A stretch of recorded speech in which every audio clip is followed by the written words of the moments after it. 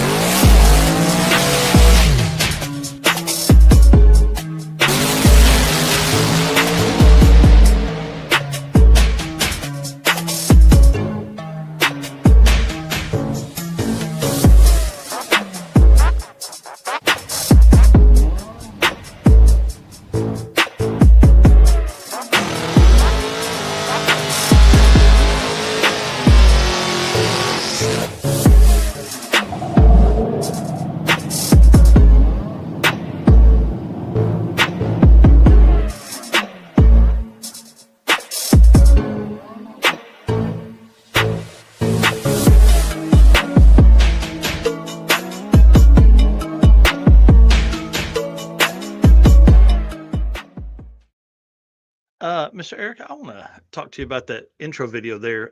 Did you see Tom Bailey change lanes? You saw Yes, that, right? Okay. Do you know that that's the only pass in drag and drive competition that car has made all year? I did not actually. That's interesting. How crazy is that? That is kind of wild. I didn't realize that until watching that right there. I was like, oh my God.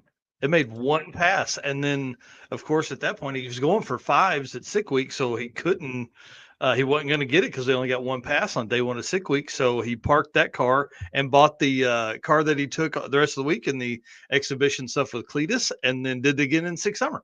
So Yeah, kind of crazy. yeah, that's interesting. I wonder. Obviously, it'll be back for sick week, but I Oh, wonder if yeah. anything else. Yeah. Surely he's got, I mean, dude, if he doesn't get it at sick week, I mean, he's got to be coming for sick summer or drag week. One of the two. He wants a 5 bad, just like everybody in that top level tier wants a 5-second pass. All right. Sideline there. Sideline. I don't know where we were going with that. Did see my mom in here, Miss Susan Goff, saying that she's excited about coming to the short circuit. Y'all, I have hosted more than 50 car events, like literally hosted myself 50 car events. And this will be the first drag and drive that my mom's been to. She's been to it's maybe the first drag race she's been to a couple of my car shows and cruise night, things like that. But this will be the first drag and drive for her and her husband Will, and I'm gonna ruin them. So they don't have a like fast project car right now. They have my grandfather's, my mom's dad's 78 Toyota pickup. I guarantee that thing's going to be getting some kind of upgrades once they get home, or they're going to find some other car to build. So, Mama, you're welcome. I can't wait to see you. I can't wait to hang out. All right. Well, if you guys don't know, my name is Mike Narks. I'm the host of this show and the news that happens on Saturday mornings. I'm also addicted to drag and drive, bro. It's like it has engulfed my life this week. I've thought about nothing but the short circuit and how we're going to do this and how it's going to come about and what the future holds for this event and all that kind of stuff. So that's who I am. But y'all, my right hand man, Mr. Right here, Eric White, he's been busy as hell. Tell him what you got going on, dude. I am Eric White, co-host of the show and news. Typically, everything drag drive repeat related, artwork, photos, the circuit, anything like that. But right now, as you guys know, I've been hammering away at 6 summer photos. Just posted before the show. I think it was part 5 of day 1 or something at Byron. So Yeah. we've got a couple more. I think there's 2 more parts to day 1 at Byron, and Dude, then you're we're crazy. moving on to route stops for day 1, and there's a ton of photos for that as well. So Yeah, bring it I on. Well, I can't wait. We're going to talk about that in a minute. How many the published photo count for Six Summer is insane already. yeah. Yeah.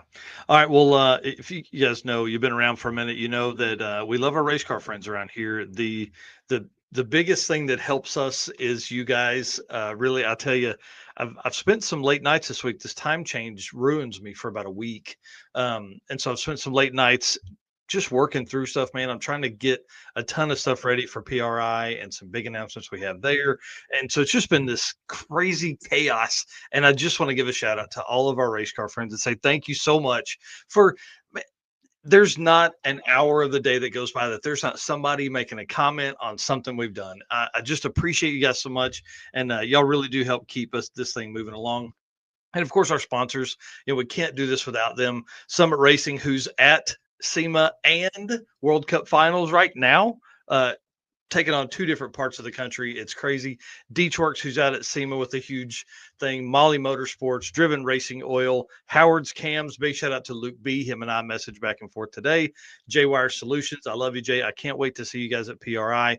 AFCO Racing Products, Performer Built Transmissions, Car Chains 3D, and of course, Power Tube TV, WAF Racing, Sweet Patina with the best hand cleaning wipes on the market, and Racing Junk Classified 2 literally built out an entire drag and drive section just for us here in the drag and drive community. So appreciate all you guys doing all that stuff. Won't you answer that question for Aaron Roberts there? Yep, this will be, I think we got this a little bit later, but it is going to be booth 4611. So we are kind of down in the yellow main area, just down from Summit, actually right next to AFCO. Yep. Yeah, it's going to be awesome being there. Speaking of Summit, did you know that their speed legacy began in 1968, almost 60 years ago? One dude. One man startup. That's freaking awesome. Now it's the World Speed Shop, 4 facilities, 200 plus catalog editions. Summit fuels your passion, saves you money, delivers fast, and offers top-notch customer service for more than 1,500 brands. Make sure to download the Summit Racing mobile app for easy access to speed parts. Find them on Facebook, YouTube, TikTok, and Instagram, especially this week. Our boy Justin Wiedemann out there absolutely crushing it for Summit at SEMA right now.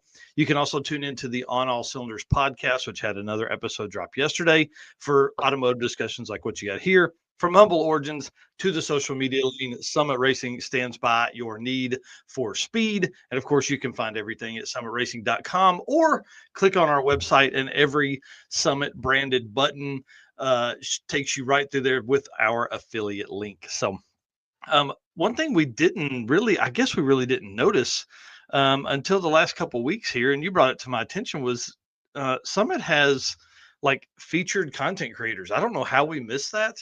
But I'll tell you, this featured content creator, I didn't even know existed. How bad is that of me? Like, this is a pretty good dude. Like, and from what it looks like, the videos I've watched, looks like he has a ton of fun, bro. This is like the kind of guy we need to look at. We need to hang out with this guy. Yeah. Junkyard Geeks is their featured content creator this week, and man, big shout out to him. Looks like he's having a ton of fun and just out there digging around in the junkyards and finding cool stuff, building cool cars, and that's what everybody should want to do. I guess yes, that's absolutely. I want to do for sure. So pretty cool of them, and then of course the affiliate program, guys, just can't say enough. It helps us. While you are doing the same thing, the discount codes, the sales, the clearance items, all that kind of stuff works the same way it should. You just jump on dragdriverepeat.com, look for a Summit branded, Summit sticker on there or a picture, I guess, or a link on our website. Anywhere, it's on every page. You just click on it, takes you right to Summit Racing. So pretty cool stuff. And while you're in there, definitely grab you the old Drag Drive Repeat merch, which I don't think are either one of us wearing. Drag Driver Repeat merch? I've got the circuit on today. Oh, nice. You can't buy that on summitracing.com yet, but there is talks about fun stuff coming to there from events. So bring it on. You can get some awesome Crocs, bro. I love you guys. You guys are going to get sick of me talking about these things, but they are truly awesome. Yeah, like you just need to. Did you just take that off your foot? Maybe, but smell-o-vision, man. You need to run out to the mailbox and get the mail real quick. Slide these things on. get Yeah. there super quick. You need to go to the grocery store. You want to get in and out of the grocery store quick. Throw on these Crocs. You'll be flying through there. Yeah. Turbos, baby. Well, let's talk about some drag driver Pete updates, sir. Lead us into this first part here. Yeah, so been talking about Six Summer stuff.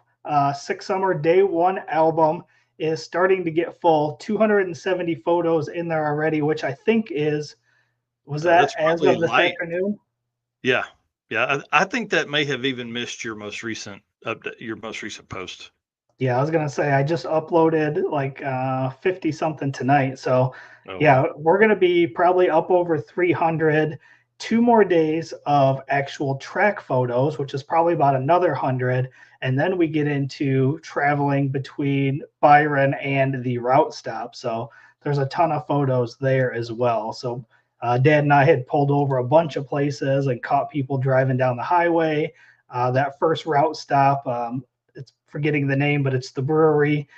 Sat out there and caught a ton of cars coming in there. So there is still a lot of photos yet to come. And again, this is day one. So That's there's still crazy. 4 more days of photos to drop. So we'll be dropping photos for a while. My goal is to just keep dropping, 50 something a day. I think that's a safe number that everybody can scroll through and not Mhm. have to scroll through 300 photos. 50 seems like a good number. You can tag people in there, let everybody see pictures of their cars. So hopefully you guys are liking that number because it feels like it works better.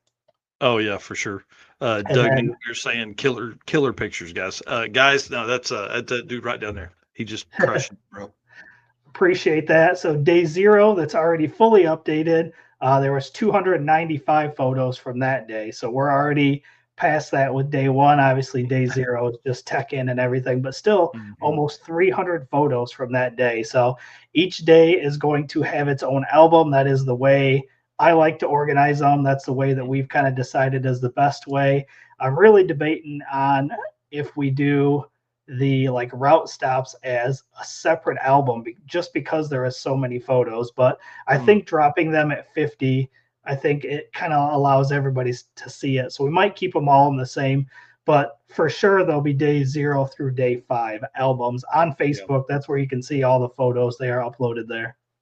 Yeah, I truly think if you're willing to do the time, I think it's probably best to split that up. You know, the drive and route days or route stops as their own album, just because man, there's a lot of times where folks are just looking for that piece, and that's you were the leader on that. That you were the driver behind the albums and all that stuff, and it really helps me as I'm going back looking for photos for whatever I'm posting about for Drag Drive Repeat. If I know that somebody was at Drag Week 2024, I can go back to Drag Week 2024 day 0 through 5 and I can scroll through just those photos instead of having to go through 5,000 photos that we've posted up since the last time since drag week last time. Now you got to go through. So we're one of the only folks that do that. I know 1320 does that, and it really helps a ton when you're trying to find that specific photo. It kind of helps save all that time. Plus,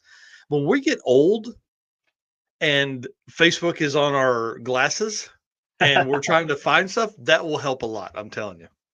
Yeah. Plus, if like if you broke and you're only at track one or even whatever, you can go to that day and find pictures. So, and Yeah. then a lot of times I'll post kind of teasers before we even start dumping photos in general. So if you've seen a photo that you liked and you're looking for more, you might go, okay, oh, there was a cool photo from Byron that he posted. That's got to be either day 1 or 5. It kind of allows you to zone in on where those might be, and I think it just helps everybody find them easier. Yeah, 100%, man. Well, you're doing a great job. Killer stuff. I love it. That's photos is not my thing. I'm a video guy, and you are crushing it on photos, and I'm not crushing it on videos. Got to get back to some of that after the short circuit. I promise y'all. Next up, dude, we're 36 days from the Dragon Drive Awards. 36 days. We have one more national level Dragon Drive event to run through, and then I'll be able to sit for tens of hours and sift through things to give away more than 20 different awards at the Dragon Drive Awards presented by Summit Racing. Guys, literally 36 days. I hope you're ready. We are room 235, December 11th, which is Thursday of PRI at 11 a.m. Make sure you get yourself to the room. We've got space for about 100, which I think that would have been capacity last year. We were over capacity. Last year had some people standing in the hallway and stuff like that. Just go ahead and set a timer now. We have an event on Drag Drive Repeat. You can look at it there on Facebook, say you're going, and then that will alert you once time gets close. So that's kind of the best way, really, as of right now, until we have a better way to set a calendar reminder for people, is to follow it on Facebook. So as we get closer, my plan is to really begin kind of dropping some hints and things like the Drag and Drive Ambassador Awards. We do 3 of those because it's such a big area. Oh, Phil Balmaceda, hey, start that, and we'll talk about that in just a second for the short circuit. But this is a big deal to us, y'all. I mean, we invest a lot of money and time, hundreds and hundreds of hours go into the Drag and Drive Awards. All the stuff, the Drag and Drive World Championship, all the points and things like that that go along with all that. All that culminates right there at the Drag and Drive Awards. An hour. It's wild that we spend hundreds of hours a year to spend an hour together and do that. But one thing, go ahead. I tell everybody now, download the PRI app. I think it's called PRI Show or My PRI. Mm-hmm. I can't remember. Download that. If you're going to be at PRI, you can kind of like bookmark what booths you want to attend, what events you want to go to. So, and then you'll get reminders ahead of time. So if there's, like the award ceremony, if there's like a, what do they call them? Like the teachings or the wherever you can go to. Mm-hmm. If you want to go to one of those, you can set an alert in there. So I highly recommend downloading that PRI app and start booking where you want to be, so you can kind of set your schedule for the week. Yeah. Well, and I love the planner because there's been so many times where you're just wandering around trying to find something. So this will be our 3rd year for this. Please put it on your calendar, y'all. It means a lot to us.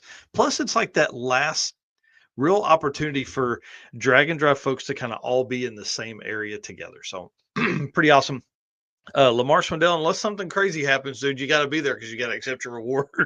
So a lot of stuff coming up. We've had a lot of people, I didn't put this in the notes, we had a lot of people make nominations in the Molly Motorsports Toughest Roadside Repair. That's going to be another tough decision this year. Honorable mentions get talked about in the show, but only one winner. So if you've had something break on the side of the road and you fixed it and you made it and you finished the week, talk to us. We want to know about it. All right, so let's see. What do we got here? Oh, the other thing, did I put? Yes, perfect. Okay, so booth 4611, Aaron Roberts asked about it earlier. This is twofold. So one, we have an exhibitor booth. We have to do that to get a room, but this really kind of gives a good spot, especially where we're located, for people to come in and hang out with us and talk and all that kind of stuff. So booth 4611, we're right next to AFCO Racing Products. We're literally a row and a half over from Summit Racing. So it's going to be very easy for everybody to find us. We have a 10 by 20 booth this year, and we are partnering up with WAF Racing. So I think it's going to be really cool having so many people come through because, dude, Chris was blown away last year at how many people, one, came by our booth, but then two, like how many people were interested in his stuff. Yeah. So that's why he signed up. So we're looking at, if you missed the opportunity this year to come in and do a booth with us as one of our partners, definitely talk to us about next year. I'm willing to go to a 10 by 30. That was our original plan, was to go 10 by 30 and then really kind of separate it up into like 4 different areas. But our plan is to bring a table and some chairs and hang out and do live streams like we always have been. So booth 4611, if you have a story to tell, we need to know now, because we need to start scheduling those out. We want to promote that. We want to put that on the schedule for PRI under special guest appearances, things like that. So if you have that kind of stuff, do it. If you have access to David Freiberger, we would love to have him come to the booth. David Freiberger, booth 4611. We want you, buddy. We want to talk about the early days of Drag and Drive and what you think about the growth since then. But one of our biggest ones, and I will be building the event later tonight, Redwood Rally will be releasing the tracks and dates for the 2026 event on Thursday at 2 p.m. Eastern, live from our booth at PRI. I want to say thank you to them for doing this. They could put that out right now, but they're waiting 36 days to give us that, and let us have that opportunity to really put that out there and be a part of the announcing of a huge drag and drive event that is going to be around for a long time. So big shout out to them. Same things. Yeah, absolutely. And speaking of big news at PRI, we have a huge announcement for the race car friends that we're going to release at PRI. So more clues and details coming over the next few weeks, but this is going to be exciting. Yeah, you're going to need to be watching the Drag Driver Repeat page, because this is going to be stuff going to be hidden within other posts. This is a pretty big deal, and it's been a ton of stuff working back behind the scenes and all that kind of stuff. So it's going to be awesome. I can't wait. It's going to be awesome for all of our race car friends that are out there. All right, man, let's move on. The short circuit, dude, 2 days from now. When the heck did that happen? How did we get so close already? 2 weeks ago when you thought it was a good idea. Yeah. Oh man, I'm not very smart, but I want to play this video real quick. It's a reel that's going to go up later, but it's 38 seconds, and I wonder if we can talk while it's playing. Yeah, perfect. So these are the folks that are coming. So for you guys that are watching this at home, these are also things that are going to be posted.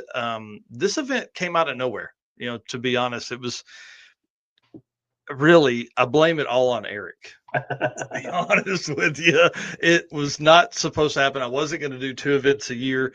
I put it up. If we could get 40 cars, hey, we'll do it. Dude, we're sitting at 64 cars right now, and I've had 3 or 4 other people message saying, hey, I'm coming. I'm just going to sign up on Friday. That is awesome. Yeah, we're going to end up somewhere around, I hope we can end up somewhere around 60 cars total by the time we get done. It's awesome for us to have one last opportunity to kind of hang out with all of our friends in a really laid back. This is way different than the circuit. We're not doing it's not this big crazy, big show, right? It's a fun time. I'm actually going to be walking around talking to people and all that kind of stuff. But it's really, man, I think at this point we're probably going to have 2 of these every year now. I think that's probably what it is. So we're at 64 cars. Do you want to tell them what I'm going to do for people that are pre-registered? Yep. So there is going to be a drawing for a free entry to the Circuit 2026 for the racers that are pre-registered. Cutoff for pre-registered drawing is Friday morning. So if you want to have an opportunity to be guaranteed a free spot into the Circuit 2026, get pre-registered. Friday morning is when that cutoff date is. So that gives people like 36 hours from right now to do that if they want to, or maybe 54 hours, whatever, 60 hours from right now to do that if they want to. I highly recommend it. One, it's just going to be so much easier when you get to the gate. Once you get through the gate, we'll be able to do all the easy stuff and get wristbands and all that kind of stuff. But for the folks that don't pre-register, that is completely fine too. We're going to take you up until 8 p.m. Friday night. You will actually pay your tech card entry and your co-pilot entry at the gate, and then I'll just discount that from your entry for this short circuit. So it'll be easy. Don't worry about paying 2 days. Don't worry about paying the full thing at the gate. You'll just pay there. And then route stops, I want to give an update. I dropped that list the other day in the short circuit Facebook event. The Auto Museum, look, let's support these guys. They're trying to do good things for the automotive deal. So a museum is always good. It's a great route stop.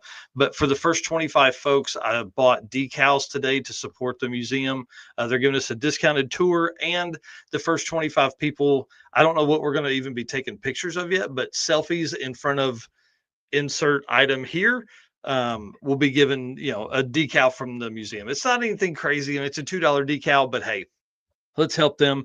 Let's support them as much as we can. And then some crazy person today messaged me asking if he could do a double entry for 2 classes. You guys are crazy. You're crazy. So I said yes. Yes, you can do 2. You can double enter. That's fine by me. It's going to be $50 more. So it's going to be $200 total. And this is where it gets tough. You have to submit 4 passes each day.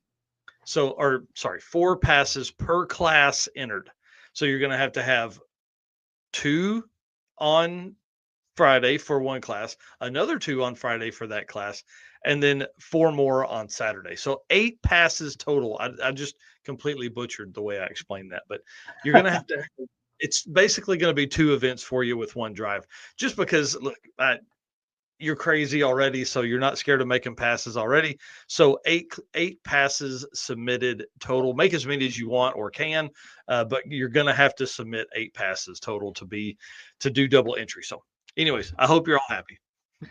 Definitely disappointed that I'm not going to be at this one. It's going to be a ton of fun. This literally came up, and by the time you had everything planned out, the date was already set and just couldn't make it. But I think you guys are going to have a ton of fun. So enjoy it for sure. And this one here, I think, just to kind of talk about it for a second, really is it came about because of the photos you posted. It came about because it was fun, but then also the track already had a Friday test and tune planned and a Saturday, what was then a test and tune / gambler race. So it's a very easy way to slide us in. Plus, it's going to help the track a ton. Having 60 entries for 2 days of racing is going to be a good deal for the track. So just so everybody knows, I'm paying retail. Whatever you would pay to come race at the track, that's what I'm paying. The reason I did that is because I have such a good relationship. I mean, I'm basically an employee at Tulsa Raceway Park with all this, all the stuff I do.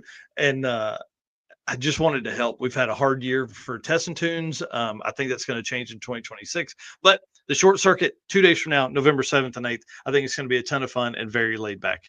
All right. Lead us in, sir. And we're probably going to skip the part after the driven racing oil because I've talked too long. All right. Driven racing oil is the performance engine oil that can do it all.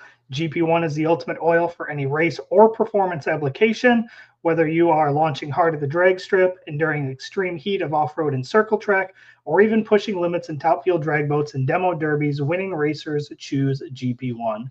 It's compatible with engines from classic hot rods all the way to cutting-edge race machines. It's crafted from the legendary Bradford, Pennsylvania base oil. Enhanced with state-of-the-art additive packages, GP1 offers the best in protection and performance. And we say it all the time, drivenracingoil.com is where you can go to pick up your oil or any one of their other products. Use code DDR10 for a 10% discount. And then also follow them on social media, Facebook, Instagram at Driven Racing Oil. See what events they're going to be at, SEMA, PRI, whatever drag and drive event they're going to be at. You can head over there, talk to them, and purchase stuff on site as well. Yep. Well, right now, dude, SEMA is going on. Big shout out to the drag and drive people that have been at SEMA talking on the hot rod stage. So lead us through all the guests that have been there this week, man, or today. Yeah. Yep. So as you can see on the screen here, Felicia Smith, obviously a drag and drive racer there, was the Hoosier hero on stage here at the NRA kind of stage there. KJ Jones was on today talking about Hot Rod Magazine. Mike Galemi, Lonnie Grimm, sorry. Man, there's just a ton of drag and drive people all over the place at SEMA, and we're going to see a bunch of them at PRI, which is awesome. Yep. I didn't listen to the Lonnie Grimm part, but I did listen to Mike Galemi, and he talked about Hot Rod Drag Week quite a bit in that and the growth of the sport. And of course, Brian Lone's doing the interviewing. They kind of went over all that stuff as they went. Yeah. So NHRA on YouTube is the place to find that. Yep, absolutely. All right. And then 4 events left for 2025. It seems weird. 2 in the US and then 2 in Australia. We got Road Trip Drag Challenge coming up 2 days from now, really probably a day and a half, starting at Lakeside, Warwick, and then Willowbank there for them. Be their 3rd event of the year. Yeah, pretty awesome. Wild. Also, November 7th, we've already talked about the short circuit at Tulsa Raceway Park. So 2 days from now. Yep. And then Southeast Street and Yeet, of course, after that. We're going to have Devin on here in a minute. And I have a ton of notes for him, but maybe the last segment we're going to talk about Street and Yeet. There's a lot of cool stuff we're going to talk to him about. So I'm excited. That's November 11th through 15th, Shady Side Dragway, and kind of all in that North Carolina, South Carolina area. Yep, and then rounding out November is the Central Victorian Drag and Drive number 2. This is November 13th through 15th at Charleston Airstrip in Victoria, Australia. So again, an airstrip is a little unique, but when you don't have as many tracks out there, you get creative. Mm-hmm. That is for sure. And then the last little bit here, November 2nd. Sorry, I'm on the wrong screen here. November 2nd, East Coast Dragon Drive, the event that happens in the northeast part of the country for Canada. There, I think it's just north of Detroit. Actually, they confirmed they are hosting a 2026 event.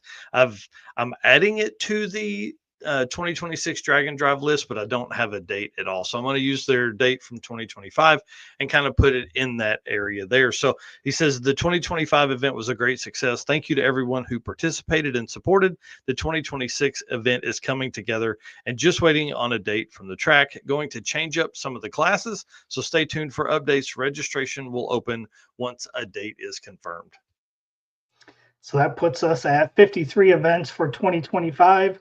5 of those were postponed or canceled, but 18 already on the list for 2026. So again, these are on the website. You can find everything at dragdriverepeat.com/event list 2025. And I guess I assume the 2026 list would be event list -2026. Yep, 100%. And then we've begun the migration from the circuit dnd.com over to Drag Drive Repeat for the circuit information. So I actually have short circuit 2025 and the circuit 2026 details on Drag Drive Repeat. So as Drag Drive Repeat becomes bigger, we are going to move a lot of that stuff over under that just because it's easier math. Yes, the Eric White. Yep, catch him at a Dragon Drive event near you. Thanks, Skylar. That's exactly right. All right. Well, I do want to do the ad read for J-Wire because I love J-Wire and love Jay Blanchard, stuff like that. But we will be talking about this next segment after that. So J-Wire Solutions, expert car and marine wiring solutions you can trust. J-Wire Solutions can wire and plumb your hot rod, your race car, or your drag and drive car. Plus, they offer products that make your driving experience better, like the S10 fuel door charging port. I just saw that they had that. It's pretty awesome for all you S10 drivers. Fits right in that spot there. Not that you're going EV, but for your, charging on your drag car. Blinker priority module, Holly EFI plenum tool top tray. Love that the way it looks. We were going to cover the Street Machine Drag Challenge winners in this segment, but I really want to get to talking to Devin, to be honest with you.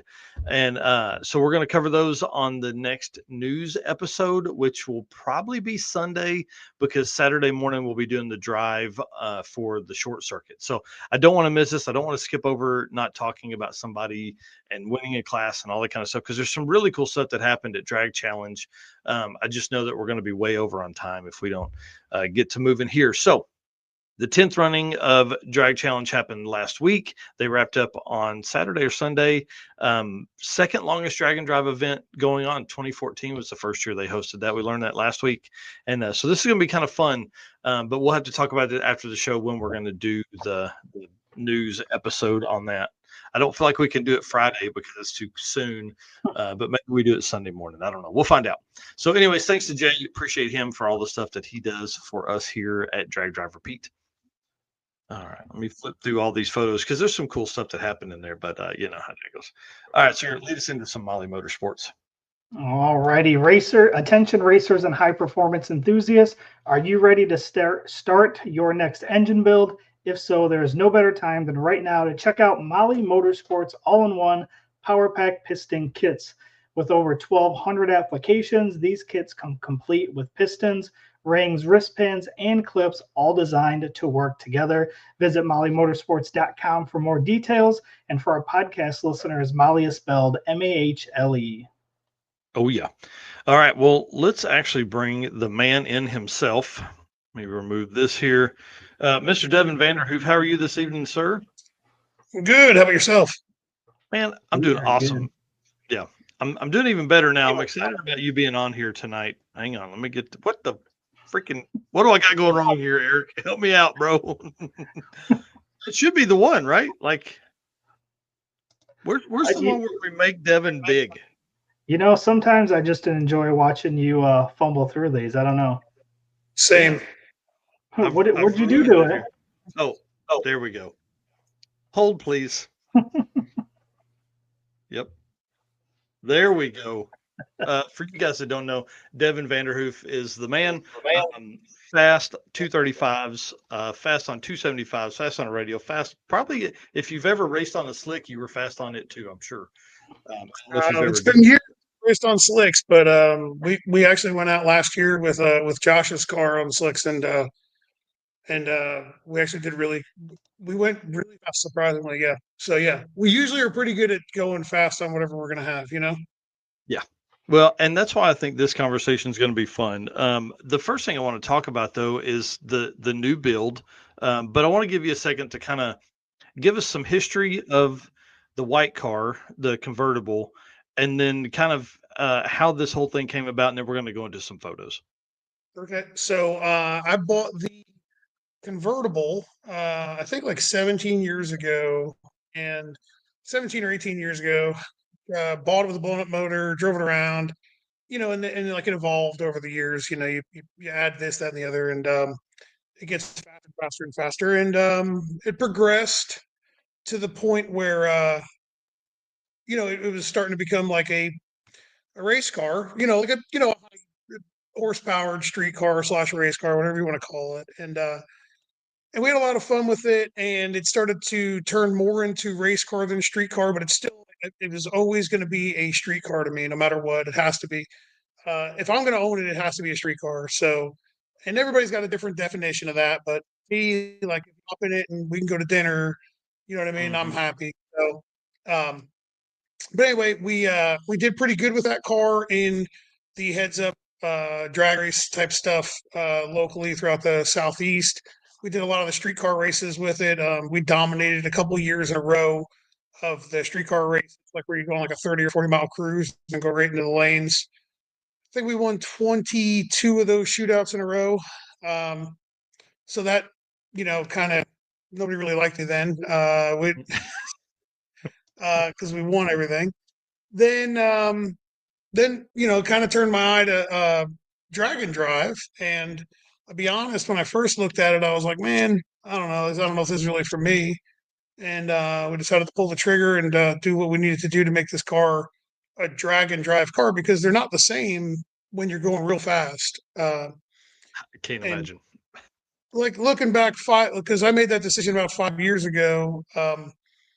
If I knew then what I know now, progression obviously would have been a lot different, but the made some changes to it, went to sick week and had a catastrophic engine failure on day 0. It was pretty bad. So that really was probably the worst thing that could have happened when it came to fellow competitors.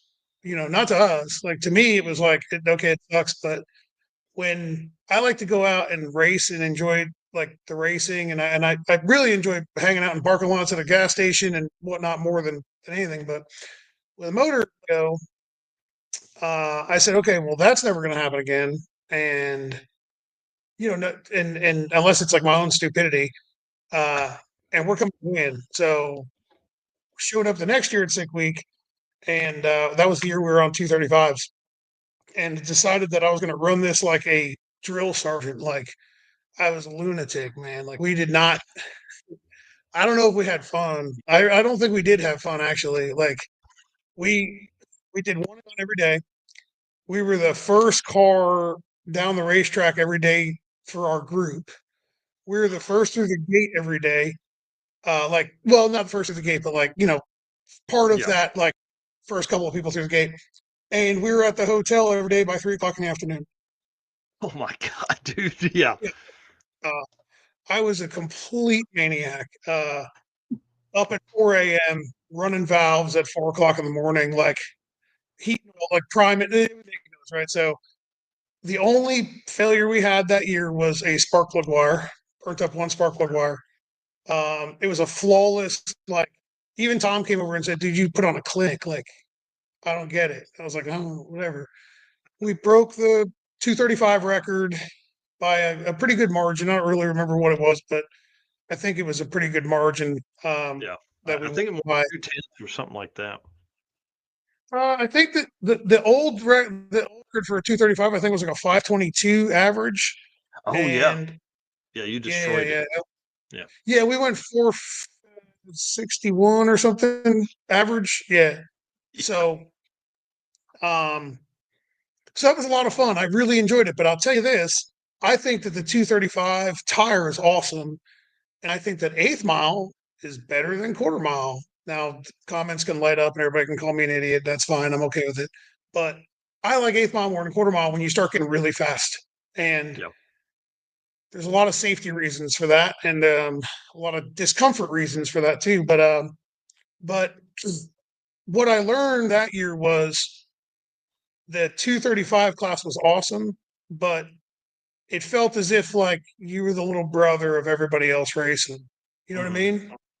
So we decided to go back and run big tires, aka 275s, and that's what we've been on 275s or 315s. The past couple of years. So we did pretty good at Sick Week this year. Took second overall, won our class. We won our class and took second overall. We had no. Oh no, that's right. That's right. See, I'm out of it. Like the whole event, Sick Week was so tough for us. Like it was bad this year. Just because of like all the whatever. Like a windshield caved in. Like everybody knows what happened. You know what I mean? Like Oh yeah. yeah, the windshield caved in. We made it like we went 228 mile an hour with these little pancake filters on front of the turbos. Like all this dumb stuff kept happening. Whatever. Then fast forward to sixth summer, and we went up there to test at what track was that? Is that Byron? Mm-hmm. That was day zero, day one. Yeah. So we were up there like 2 days early, and we were testing there because they had a shootout. So we like entered the shootout. And we're like, oh, let's get some test laps in. We kept shaking the tires and spinning. We just had some problems. Anyway, kind of figured it out by day one. Okay, it's time to make a pass. And it goes down. It makes it through the transition area at Byron that like kept shaking the tires right around the 330. And it made it through. And like right before the finish line, roof rips off. It's like, come on. You know what I mean? Like, come on. Like, this is just terrible. So, um, we were really gung ho to try to fix it, and then push came to shove, and it was just a smart move to just say, pack it up and let's go home. So we rode around for a couple days. My wife and Josh's wife were up there on sick ward, so we had to endure that for a couple days, and then we drove home. So yeah, Yeah, that stuff. I can't imagine the windshield coming in. What that would have felt like. Josh had some great interview time with everybody. I think everybody made their way around talking to him about that. And then to have the top come off, man, that's just crazy. yeah. Well, the funny thing is like we get asked a lot, or like I get asked a lot. Well, why don't you drive? And it's like, well, I've got some physical, impairments after like tearing up a shoulder and a chest. But the real reality of it is that if you want to be successful at anything, you have to put the right person in the right position, right? So like Josh is a better driver than me. Simple as that. And I have no like pride problems with admitting that. Like I'm happy to admit it. And I'm happy to have such a good friend that wants to do this kind of stuff with me because that's what this is all about. You know what I mean? Mm-hmm. So he's like cool as a cucumber, man. Like he doesn't get excited about anything. Like he doesn't like his interviews are hilarious because it's like just very even tone. Well, the windshield came in. I got to have my gloves on because it just laid kind of on my hand. That was like it was like what? Dude, I just shit my pants. Oh, dude, I'm on the starting line and like we make that hit, and I'm like, oh, all right, that was decent, right? So radio, like got the headset, and I'm like, hey, you are because we have a routine, right? So like once I see the shoots out and like everything looks like it's gonna be all right, because I don't want to be in his ear yelling like when he's like scrambling trying to get the car like straight and calm down. And I see everything's like kind of calmed down, and I'm like, hey, you good? He's like, yeah. Windshield came in. I'm like, what? He's like, yeah, windshield came in. Like, and that was the voice, like that was the tone, Yeah. There was no like, oh my god, like it was just windshield came in, So yeah, like that's an 100%. accurate statement, Yeah, for the folks that are listening, this is Adjustable Hammer Racer says Josh is the definition of calm and composed. You could drive through a nuclear blast and just come out saying, "Well, that was interesting." Like, dude, he drives up. So we're going back to the pits. Oh, he says you should probably come down here. I can't see anything. And I'm like, all right. So I get on my scooter and I run to the end of the track. And like by the time I get down there, he's back driving the car and he's hanging out the window like Ace Ventura, you know. Yes. And I was like, oh man, the windshield really did cave in. Like I didn't mishear him like the, you know. And so I said, you good? He's like, yeah. Do we have to go across the scales? And I was like, no. He's like, okay. Can you ride next to me on the scooter because I can't see anything and like I don't hit anything? And I was like, yeah, all right. And literally, like I can get worked up real easy, you know, like mad or what? Not mad, but like frantic, you know, like hurry up, we got to fix this or whatever. But like being around Josh, it's like you get like, oh my god, we got to go, and then like he's just like, it's fine, and you like his demeanor calms you down when you're just like, ah. So yeah, like he pulls back into the pits and 1320's there and like they shove a camera in his face and they're like, how was that? He was like, well, it's less than ideal. You know, like that. That's it. Like, and that's the thing, you know. The in-car footage when the roof ripped off, it was like you see him like he's in the car, like you see it like from the side, like from the side of his helmet, and then you see the roof pop off, and all you see is his head do like this and like turn up and like look up and then turn back and he's just like just shaking his head. 230 mile an hour, roof rips off. He looks up like, God dang it. You know what I mean? Like, you got to kidding me, you know? That's crazy. Dude, he is like, and it's the reason why we're such good friends is because like we're pretty different. You know, we're very much the same, but we're also very different. And if that would happen to me, and the roof ripped off or the wind, or most people, you know, like if the wind caved in on me, I'd be like, that's it. I'm cutting the wheel, going for the wall. We're going out like Thelma and Louise. You know what I mean? Yeah. And in Josh's mind, he's probably like, oh, we get a windshield in like an hour. Like this ain't a big deal. Right. It's a Fox body windshield. It's fine. We can get one of those. Yeah. So anyway, so to the new car. So I saw this ad online for the car that I bought a couple of weeks prior to Six Summer, and like I contemplated it, and Laura, my wife, which I need to apologize to everybody who had to endure listening to her last week. Oh, come on. What are you talking about? It was awesome. It was a great show. She did amazing. I'm so sorry to everybody listening that had to endure listening to her.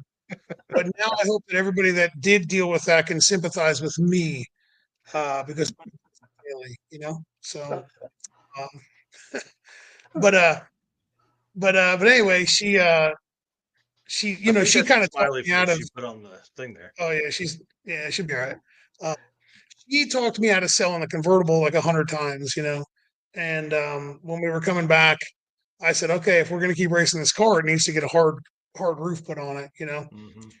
And we pulled the trigger on doing that, and then the next day, Laura's like, well, if you're going to just like make it a coupe, you could sell the car. And I was like, I could have just not cut this stuff out of the car real quick and saved myself a whole bunch of money if you just spoke up 2 days ago, but here we are. So it's all right though. So I bought this S550 from J&E Chassis Works, and they there it is. And I bought it in a condition of a shell. Mm-hmm. And a shell with chassis, you know what I mean? Like, so the forelink was done, the rear end housing was done, strut shocks, you know, all the carbon fiber stuff on the car. And then the reason that this car, I guess for some people that are watching or listening, they may not know, like, well, why would you go from one Mustang to another? But the bodies, the chassis, oh yeah, it's dramatically different, like dramatically. Like, this is a 108-inch wheelbase. The Fox body was a 100-inch wheelbase. This has got a 4.5, 5-inch wider track width. This car's got way different aerodynamics than the Fox body does. Yeah, this is it. Now we're building this thing. So, well, and this car started life as a GT 500, right, or GT 350 or something like that. GT 350, yeah. Mm-hmm. Yeah. So S550. I mean, like this thing definitely way more space. Yeah, And like it's it pretty. may have. Go ahead. I'm sorry, it's pretty roomy inside. Yeah. Yeah, I was just saying a lot more space, and then plus like having the Mustang for so long, like that car had been upgraded and changed and rebuilt and built and all that kind of stuff. And I mean, it was the same level of safety here. But let's be, I mean, like this car is from the ground up built with this in mind, and the Yes convertible and was no. huge. Yes and no. See, like a lot of people don't know, but like when we've redone the convertible to like stripped powder, like stripped, blasted, and redid the chassis in the car, and then like Mm. powder coated the entire car. Like so, so like the two builds are pretty similar, honestly. The only real main difference, like especially in that picture you're looking at there, is um, this has got strut cups where the convertible had factory front frame rails Mm. and factory strut towers still. Um, but with these cars, the strut towers are huge in these things, and the frame, like where we're going in the classes we're going to race, like it doesn't even matter. You know what I mean? So I was just like, screw it, who cares? We'll just run with this. Mhm. So, and we could always do what a couple other people that have done with like S197s and S550s, and they like Zeus on a piece of like steel that looks like a strut tower over top of their strut cup. Yeah. Yeah. Yeah. So, At but, this point, what that is one thing that's good about drag and drive is like we're still in an area of the part here where it's not just ruled to death. Like unlimited's pretty wide open to whatever you want to bring. yeah, like you could show up with whatever you want unlimited. This car wouldn't. This car would also be legal for with a front end change. It'd be legal for or a grill change, I should say. The new grill would make it legal for unlimited iron Oh with wow. 3,000 pounds. Yeah, with 3,000 pounds minimum weight. But we're gonna run the unlimited class with this thing because the there's a lot. There's just no point in trying to like I don't want to race backwards. You know what I mean? Mhm. So I like the push. Like this year, like 2026, we've got some like killers coming. You know what I mean? Like there's some really fast cars, and a bunch of them are my customers. So like I have to beat them. Um, I'm just kidding. Um, No, you're but not. no, I'm not. Really, it's Goldstone that I'm really only talking about. But but Yeah. the this car is really just kind of built around the idea of we're going to this is purpose built as purpose built as it's going to get for what we want to do. It'll be a little bit heavier than if we were to make it like a full blown race car that can survive a dragon, but I didn't want that. I wanted to still keep that ability.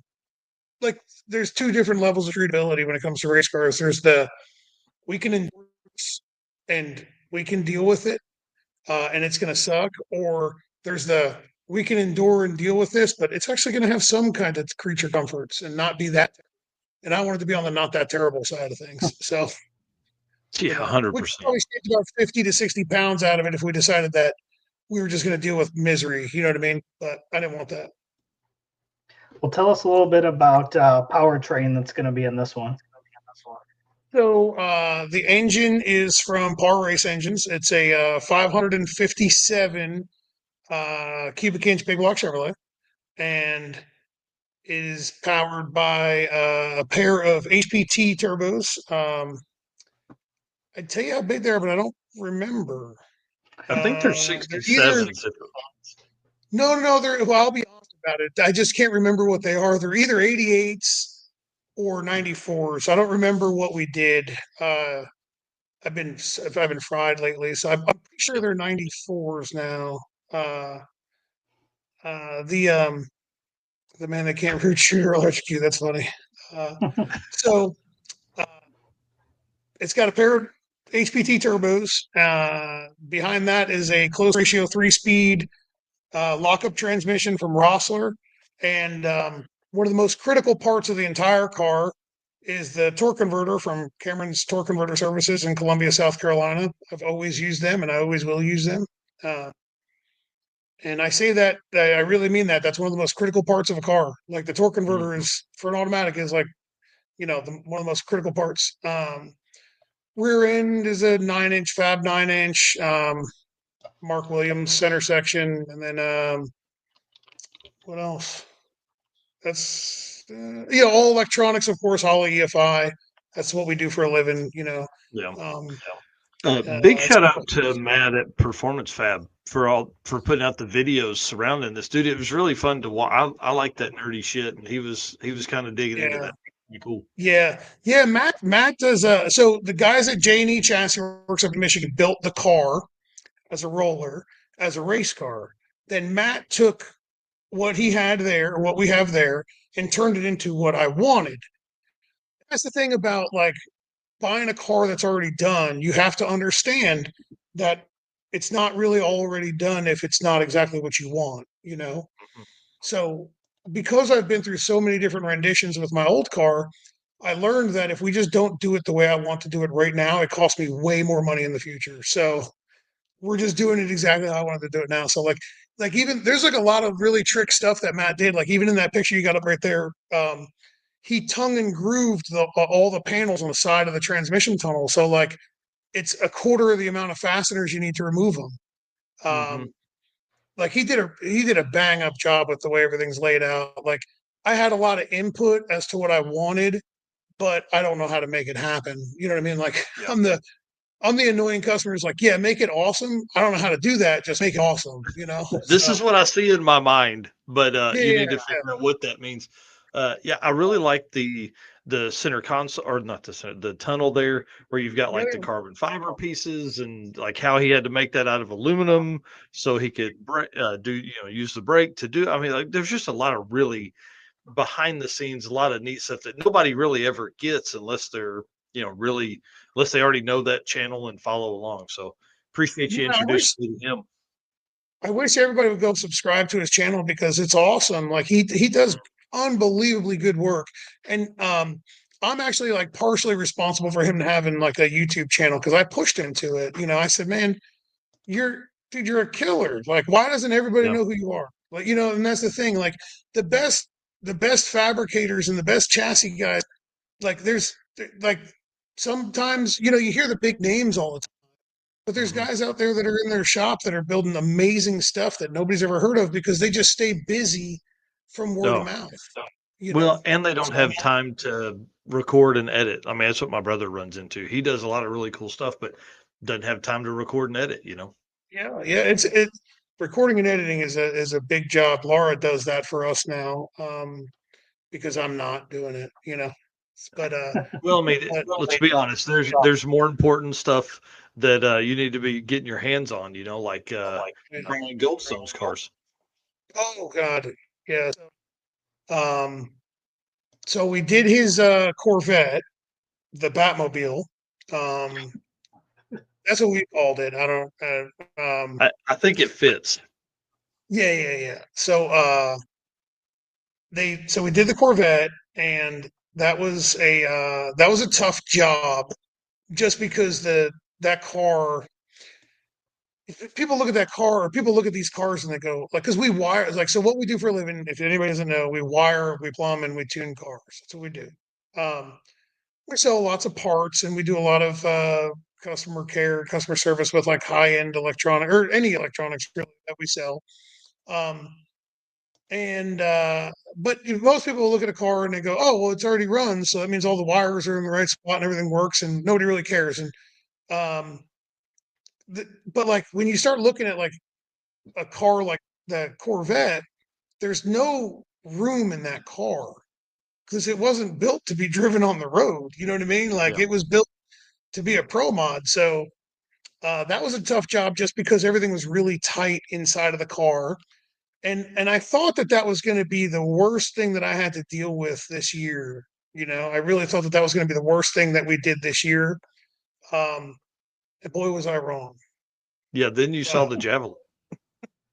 Dude, buddy, So if y'all don't know who Goldstone and Rob Sanders, if you don't know who those guys are, I'm here to tell you that they are the toughest men on the planet.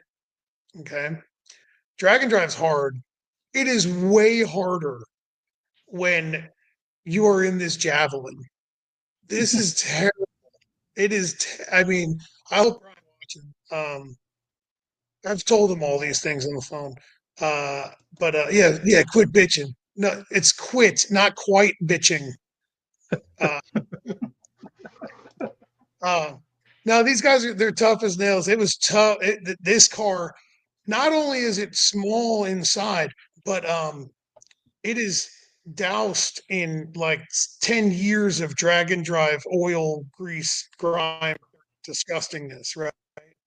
Um, and it's just because it's been raced a lot, it's been driven a lot, it's been, so it's it's uh it's pretty gross. We actually pulled all the carpet out of it and replaced it because it was so saturated with it was just gross. Like good, Brian. All you hear is your price going up. Yeah, it is. Yeah. Yeah, we way underbid that one. The one thing that's Yeah. really cool about this car to me is the again another car that was over at Matt that he featured on his channel where he built the headers and stuff. Dude, Yeah. you would have never thought about that because those guys race that thing all the time. But even Bryant said in a text message back and forth to me that he's like the car had just we had repaired stuff for so long because there was no downtime for that car. They always had to get it Yeah. ready for, I mean, they've done 5 events this year. Like there's no downtime. So it's going to be kind of cool to see. But Matt did a great job on the headers on this thing. It's freaking Yeah. gorgeous now and way more serviceable. Yeah. So I remember like when I first met Brian, they were welding those headers back together on at the track. Like, oh, y'all are gluttons for punishment. And Brian, I didn't know him or nothing, and they kind of just looked at me like, "What are you new here?" I was like, "Well, I guess I am." Yeah. Uh, but after getting to know them, and then after working on the cars for Bryant, I'm telling you, like we're redoing the plumbing on this car as well. Like these dudes are tough as nails to deal with this BS. Like Mm-hmm. I'm telling you, like there's no chance that this thing would have been raced if I owned it the way it was before we started doing it. Like there's just no way. Like there's just I couldn't do it. So and they're tough as nails, man. And like and obviously, they know how to make it work and to survive. And most of that I think comes from um their ability to not quit, you know. Yeah. So Yeah, they definitely don't have any quit in them. The Miltech channel on here asking, are those radials on there? Yes, they are. they are, yeah. So Bryant decided that he was going to convert this car over to radials and be a man. So I can't yeah, wait to see this thing go down on some radials, dude. yeah, yeah. Um, to be honest, the bones of this car they're good. Like they're nice. Like they're good. Like for how long they've been racing this car, like we were really anticipating like we're going to find stuff all over it that's just problematic because not that we do anything with chassis or anything because I don't do that for a living because I don't know how I don't weld. We don't do any of that kind of stuff. But we're all over every nook and cranny of somebody's car. So like as we find stuff with anybody's car, we just jot down a note and say like, hey, this is a to-do list. You should probably address this, or our opinion is address that. And and we find stuff on every car, where you're like, I'd probably look at this, even though it's out of our wheelhouse. Like, I think you should look at this. It's just like kind of a suggestion. And surprisingly, besides strip the car down to bare chassis, powder, sandblast the entire thing, get all the oil out of it, and then repaint it. That's what I'd really like to do. But but other than that, no, it's they're gonna be back out racing and rocking in this thing in no time. So that's if he wants to take this car out instead of the Corvette. Yeah, I mean, talk about a decision to make. Damn, that'd be tough. Yeah. Well, the good news is that they look very similar, right? So like you probably can't tell. Like I mean, if he goes out like late at night, just loads one up, he might not be able to tell which one's which. Yeah. They went testing the Corvette. I'm sure everybody saw it, but they went testing the Corvette and it was rolling. If dude, It's fast. 594 or something like that. Yeah, Insane. yeah. I'm like the third hit or something when they were trying, So like that's pretty good. They're Well, and the uh, great thing about that pass was that they literally had not changed much. They fixed a couple things that had happened during drag week and then went out basically on the same tune up and went 594. They were like, we needed 3 more passes and we'd have been there yep, on drag week. So yeah. No, it's pretty that exciting. car, yeah, that car rolls. That car flies. They're like to me, his last name's Goldstone, but I've always considered kind of like recently in the past like couple of years, I've considered him the gold standard for drag and drive. Like really, like he is, like he's um and He's the man. that I mean you can't argue with the results, you know what I mean? Yep. Like there's other people that have been faster, you know what I mean? There's other people that hold records or there's other people that have won different events. But the reality of it is that he's got the most wins under his belt than anybody. hmm Well, I He's mean, got the just most miles under his belt than anybody. he has 11 guitars from drag Yeah, week or sick events. yeah, yeah. I mean, and I hate to say that because like I mean, right. The good news here is that like he's not going to be able to go out to work tomorrow because his head ain't going to fit through the door after hearing me say this. You know what I mean? Like his head is so blown up right now he can't even fit through the door. But but it's true, man. He's good. Like they're good. They're good at what they do. You know, Yeah. Brian and sometimes Brian and Rob will go with them as a co-pilot, and you know both combos, right? Like they work together really well. We always enjoy being around them. hmm You know, always have a good time. Um, and he's fast. So I look forward to running over whatever car he decides to bring out next year. You know what I mean? I look forward to doing that. And, you know, Yeah. um, if you don't have fun, to me, like if we're not poking each other, we ain't having fun. Oh, Right. 100%. Especially with that guy. He is like the most uh understated trash talker that we've talked to in the last few months. Oh, he's terrible. Everybody always wants to act like he's the victim too. He's terrible. He is terrible. He brings it all upon himself. Every single bit of it. So Well, he's with the Corvette build, was there anything new for you when you were doing that build?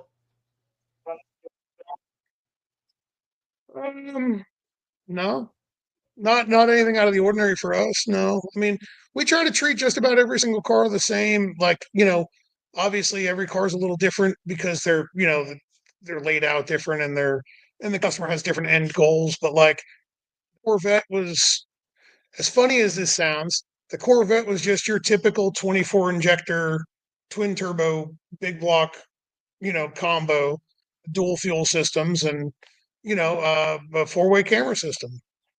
Yeah, just Just your normal shit. normal stuff. Yeah, yeah, well, I say that, but it's like we've done so many of them that to me, it's like it becomes just second nature. Yeah. Well, we see more folks go to that camera instead of mirror setup. Like Nick Cryer has that on his hot rod, and now Goldstone. I don't know of any other cars in Drag and Drive with the camera mirror though. In the mirror, with the up on like the windshield. Yeah, like where like for Goldstones, you turn the blinker on, it shows your like a late model Yeah, Chevrolet truck or yeah, whatever. yeah, yeah, yeah. I think so. I mean, my convertible had head restraint or like head containment seats. You couldn't see out of, and you couldn't see past trailer out of the little mirrors. Plus, the convertible like to shake the tires a little bit and then knock the mirror glass out of the mirrors. So like we'd lose the mirrors, like on day one. So that was always fun. Driving down the road and like the mirror out, like, is that? Can you see? You know what I mean? Like, but but the cameras work really good, man. They really do. Like, it's nice. When I when I set it up on my car, I put the forward facing camera on the back of the trailer so Mm, that when you're driving down the road, the forward facing camera is on the screen, like the main screen all the time. but it's pointing backwards. So like I found that to be rather useful. Mhm. We did Goldstone's Corvette like that, I believe, as well. No, we pointed the Yeah. camera forward. No, I think we pointed the camera forward because he wanted. Well, and probably forward because I mean, dude, as long and Yeah, skinny as that front end, yeah, you'd have trouble. Yeah, Laura says yeah, Devin had yeah. mirrors for days. Oh yeah. We had Like, new owner of the car got like, well, he doesn't have mirrors on the doors anymore, but like the new owner of the car got like a box of if you need mirror glass, like there's tons of it. Here you go. So. That's awesome. But yeah, the Corvette to me was just like another like badass drag and drive car, fully featured. You know what I mean? Like we do them. I know, like outside looking in, you look at that car and you go, "God dang, it's hit the mirror, or you hit the turn signals, and like everything's automated, and there's an indicator on the dash, and there's the big screen lights up and shows you the left side or the right side." Um, the We've done so many of them that it comes second nature to us. So. Mhm. Not downplaying it in any way, shape, or form because it's not an easy job to do. It's just we've done a lot of them. So What did you get? Well, we'll talk about Cleetus' car here in a minute. Anyways, okay. uh, Eric, why don't we do why don't we thank some race car friends and then some sponsors, and then we'll move to the next little segment here. All right. Appreciate tons of comments tonight. So appreciate all of our race car friends tuning in for the Devin Vanderhoof episode for tonight. So appreciate each and every one of you guys watching and our sponsors. We say it all the time. We couldn't do this without them. Summer Racing Equipment, Deechworks, Molly Motorsports, Driven Racing Oil, Howard's Cam, J-Wire Solution, AFCO Racing Products, Performer Built Transmission, Car Chain 3D, Power Tube TV, WAF Racing, Sweet Patina, and Racing Junk. And then that rolls us into our Deechworks segment. So we'll start moving into there. Deechworks is a leading manufacturer of high performance fuel system components. The DW product line includes fuel injectors, fuel pumps, modules, fuel rails, regulators, filters, lines, and fittings, plus surge tanks, all engineered to support power levels ranging from 400 to 2200 horsepower. Every DW product is built to maximize reliability and efficiency, ensuring optimal fueling solutions for racers, tuners, and performance enthusiasts worldwide. With a focus on engineering excellence and industry-leading customer support, Deechworks continues to drive the future of high-performance fueling. And again, you guys know the deal here, 10% off using code DDR10 on the Deechworks website. Perfect. All right, sir. Well, here's I want to talk about something that is. I texted you about this earlier. I want to talk about a fast car only event. We last year this kind of circled around a little bit. Everybody had their own thoughts and stuff like that. But I really feel like the point we're getting to now within Drag and Drive, like, could we have a fast car only event? Limit the number of cars. Kind of World Cup finals is this week. It kind of re-sparked this thought I had. Those guys, they have to prove the times they ran, right? Like that's how World Cup works. Is that? Yep. Yeah. Like, could we see something like this in the near future? I know you're a fast guy and you like to race against fast guys. Like, is that something you'd want to you could see in the future? So I've been thinking about this for a long time, and I haven't been thinking about just a fast car only drag and drive. I've been thinking about a way to make. I've been trying to come up with a way in my mind to make both sides of it happy, right? The super fast guys, we want to be on the racetrack first because I don't care about weather. If you go to a good racetrack and they prep the racetrack properly, if it's 50 degrees or whatever, it doesn't matter. I want to be on the racetrack before 300 other cars that are going to destroy the racetrack get on it. That's what I want, right? Mhm.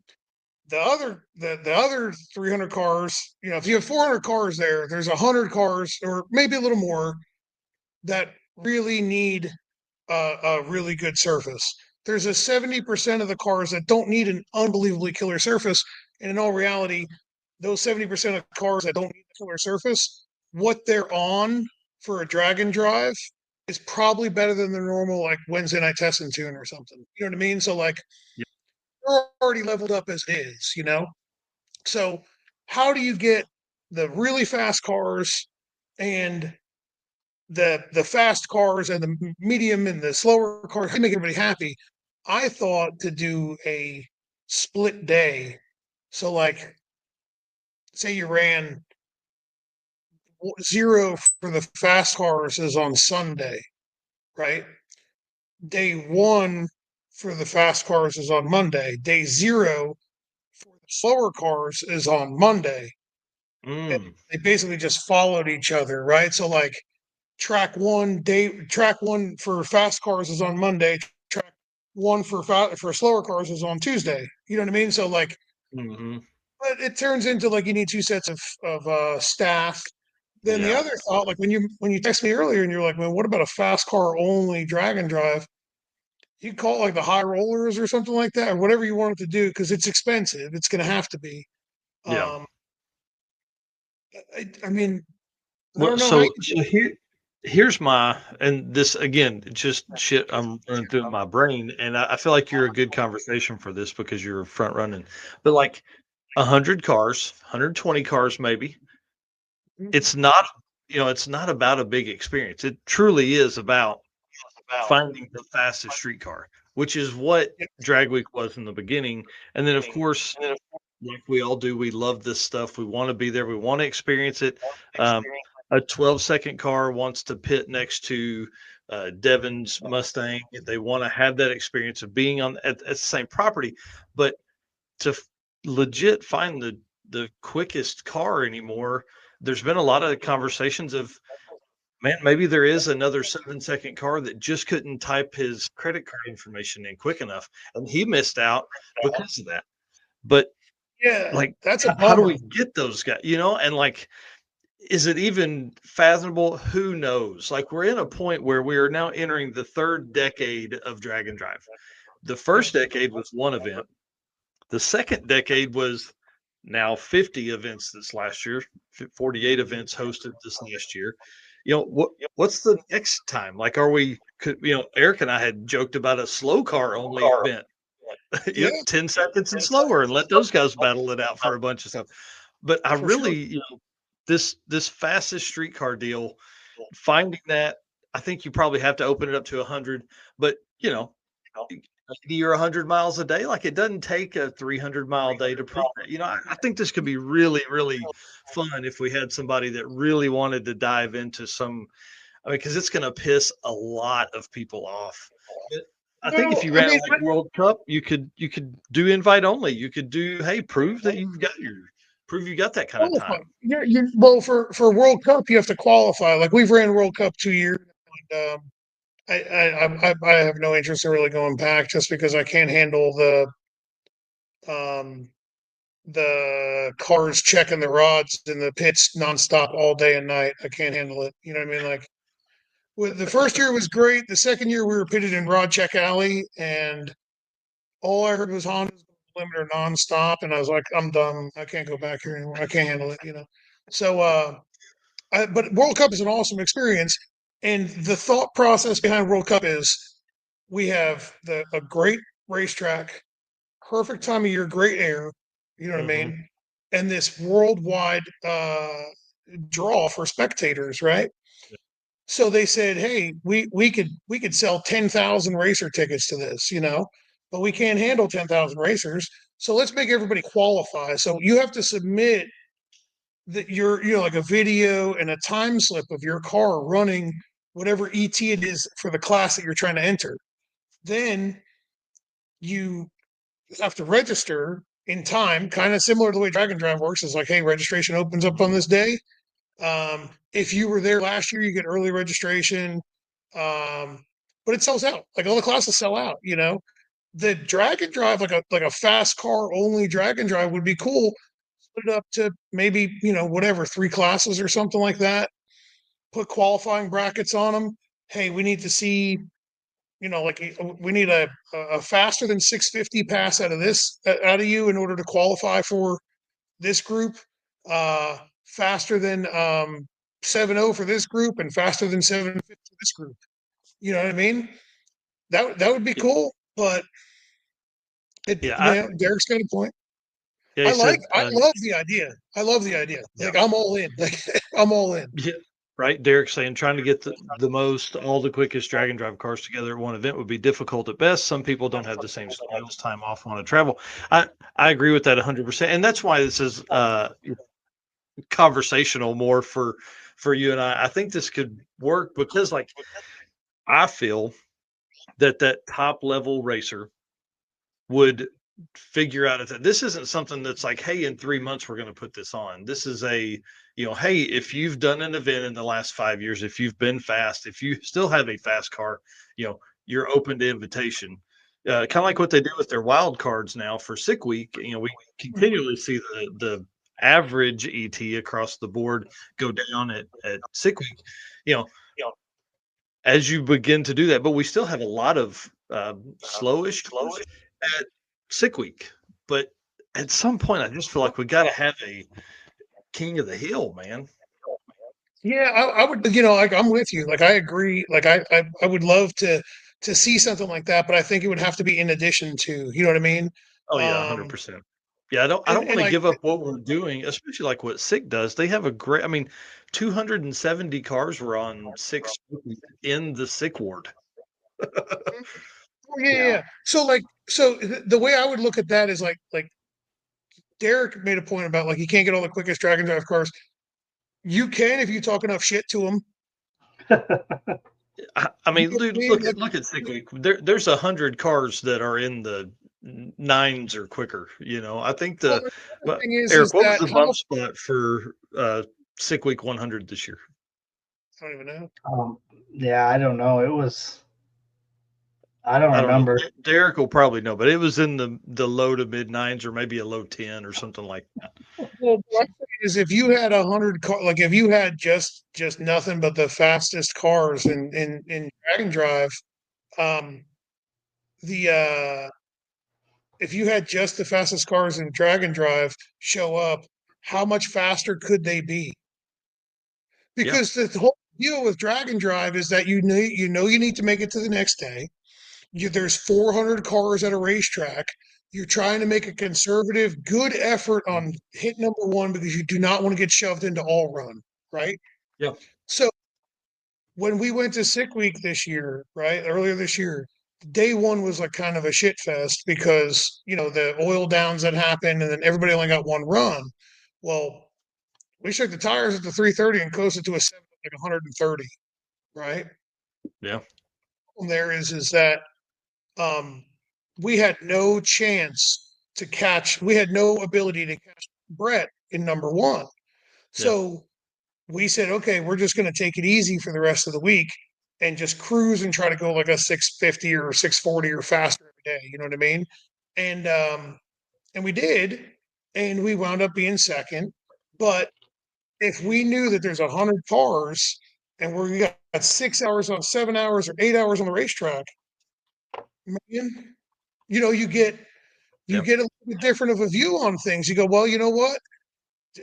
One is going to be a Hail Mary. Let's see what it does. Let's see if we can't go real damn fast, So I think you would see numbers go even faster. But somebody brought up, like, it would not exist without sportsman classes. You're 100% right. I agree with you. And when I first got into the to the drag and drive stuff, at first I was like, man, I wish that there was like what we're talking about right now, like just fast cars. The reality of it is that if you walk around the pits of all the really fast cars, right, and all the really fast guys, you're usually like kind of annoyed. It's hard. It would be hard to run that kind of level, but I think that's what it would be for, in my opinion. I think that, like, and again, it's one event. We're not doing it every time. And with 50 events, the guys that want to enjoy the experience, which is 100% what you've got to do, that's got to be your first goal in this whole thing. For your first one is to enjoy it. But for, like, proven fast cars, man, let's go. And what Sean Fink there talks about with money, it made me think. He mentions World Series of Pro Mod. Like, you could do an event like this within an event like World Series of Pro Mod or the Snowbirds or U.S. Nationals or something like that. because you could I mean, it could be a 4-day event. It doesn't have to be the end of the world and 1,000 miles and all that stuff. Like, you're trying to find the quickest street car. So Right. street cars, I don't know. So to expand on like what I was saying about like if you walk around the pits, you'll get annoyed when you're around all the really fast cars because most of the really fast cars aren't really happy because Yeah. like you work hard, right? So like I want everybody that's watching that don't think that I'm sitting here on like a horse acting like, oh, if you don't have a fast car. No, buddy. I'm jealous of y'all. You guys have a really good time. Like we've got some local friends that do a lot of drag and drives, and you know them, Tracy Holtzclaw and Oh, yeah. Bobby Admire and the Charles Barber. Those guys are competitive, but they're there to have a good time. And those dudes, Yeah. Mark Manor, always having a good time. You know what I mean? Yeah. Like I'm jealous of that. Like I like that. That's the dude. They're Yep. having way more fun than we are. You know. Yep. Um, And there'd be plenty of events for them to do that. And like Holtz calls, well, whatever. His car's pretty quick and fun and does amazing burnouts. We could have some, like, that could be in a sick word type deal. yeah. Drag pack, a Oh road yeah, trip yeah. thing. To answer this question here for Sean Ellis, he said, for the slower classes, do they typically get multiple shots at their session before the all run? No, but it's like what you said earlier. Like, they don't need to have the perfect track to make their best possible run, you know. Right, And right. so it would be interesting to see, like, could those fast cars survive making 5 passes a day for 4 days and driving 100 miles between? Right, right. I don't know. It'd be tough. Because well, that's the thing, right? Is like the current set of drag and drive, like the way things go, right? I'll just give a rundown of sick week. Day one, we had one, and we only could get everybody could only get one hit. Brett made it Mhm. down clean, like 640 something. We spun and shook the tires, went 7-0. Once they announced that there was not going to be another run, Brett started packing up and said, "Okay." They were already packed up, ready, or they were already packed up. They just didn't switch the car over yet because they were waiting to see what we were going to do. Mhm. Right? If you got an event where you're like, "Hey, man, you're gonna be able to get 3, 4, 5 good hits at this racetrack throughout the day," you ain't packing up early. You're gonna Well, and push as hard as you yeah, can. the You know what I other mean? side of that would be that you're only gonna have to drive 100 miles, right? Oh So yeah, it's yeah, yeah. not gonna be some crazy, like, you're not getting prepared for the I-75 or whatever the hell it is that runs from South Oh Georgia yeah, to miserable. Bradenton, you know? Yeah, You're yeah, not getting ready for that. Or there's one trip on Rocky Mountain Raceway's 400 miles, for that's stupid. 2026. Like, it's not a single I day. You got a day drive in there, a drive day in there, but, like, still, like, there's events that some events don't go, 400 miles total, like right, weekend right, yeah. events anyways. Yeah, I mean, I think that I get it. The whole Rocky Mountain Race Week driving 1,500 miles, like it's badass, right? You're never going to catch me there. Yeah. I'm Dang. not going to drive 3,000 miles round trip to go drive 1,500 miles in the car. Yeah. Like it's just not going to. You know what I mean? Like it's just not who I am. Like I don't have enough time for it. Sorry. Yeah. Well, I could, and dude, I but love Rocky Mountain. It's one of my favorite ones. Plus the scenery is cool. And that's what's great about all the events in different parts of the country. But like with you being in North Carolina, I think, or South Carolina, we're where in y'all live? Carolina. Yeah, we're in the Yeah. Carolinas. Yeah. Yeah. So, to get out there, dude, it's a 2-day trip minimum there and back. Right. Minimum. Yeah. Yeah. It's a whole, and then it's like, that what I'm saying is like a lot of people in the drag and drive world will say, well, it's not a real event unless you travel 14,000 miles in a day. And you know what I mean? Like, like some people are just like so over the top with this whole you got to prove it thing where it's like, dude, car, no matter what it is, once it makes it 50 miles, it's going to keep going. And if it doesn't keep going, it was a catastrophic failure that was going to happen in 3 miles, or, the next 3 miles or the next 3,000. Like, Yeah. it's just is what it is. Like that, the whole, like, we got to prove it by driving at least 1,500 miles or 1,000 miles in the week. Those are like cute numbers to throw around for people who like don't understand kind of how the real fast stuff works. Yeah, if you get in your brand new CTSV with your air conditioned seats and you do Rocky Mountain Race Week, awesome. I hope you could do that. You know what I mean? Like, I'd hope you could handle that, you know? Yeah. Well, and But the one thing does he about even race anymore? he hadn't this year. He's in here I know. I don't know why he keeps talking all talking. that smack, talking about He should be coyotes being talking. fast He and should be everything. not talking. You know what I mean? But hey, You maybe need he is in directions the to shop. get out to that garage or what? Yeah, I'm maybe busting your he's out there. He better be out there wrenching on that thing and getting it I know. ready.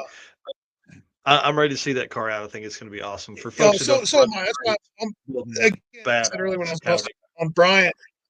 When I was busting on Brian, it's like that. I like when if we can poke at each other, then we're friends. You know. So That's awesome. Yeah. Yeah. So again, so if anybody wants to put up, a smooth 100 G's to find the quickest street car drag and drive, I think we could probably talk to Wes Buck and see if we could replace one of those index classes at World Series of Pro Mod and put this in. Just saying, if there's anybody out there that want to do that, I think it would be a fun. I think it'd really elevate everything. Plus, putting it on a big stage because you're going to call out some pretty heavy hitters. I think a lot of the big names that were big, a few years ago would be back. I think it'd be really fun. Oh yeah, it'd be It'd great. be really cool. Yeah. Yeah, no, it would be really cool. Do one lane for radials, one lane for slicks, and let them get at it. You know. Oh yeah. Yeah, you could. I think that'd be man. That would be awesome because then you would really give it the opportunity. Sean Fink here says, "Here's an idea: top 100, like Devin mentioned. You have a limit of 2, maybe 3 hits per track, and must run below said class index 650, 70, 750. If you don't fulfill, you're out. You'd be in contention for said purse and out of competition." Yeah, I mean, I don't think we'd have to have a ton of rules around it. I think you could probably, just like you said, 3 or 4 classes. Definitely we want to see all those 850 guys go in there and just hammer away at some 850 stuff. How fun would that be? And then have some really fast stuff from there. I think it'd be, man, I don't know. There's you know what I think you do with an index, right? Like these 850 dudes are nuts, right? Like they really are. Like I never thought I would say this. Like 5 years ago, if you told me this was going to come out of my mouth, I would have called you a liar. But 850 is probably the best class to pay attention to, right? Like, it really. What have we been saying? What have we? Yeah, it is unbelievably impressive when I've seen dudes print tickets that go 8.5000. What? And then a couple of people have done it like twice in a week, and I'm like, what? Like it's insane.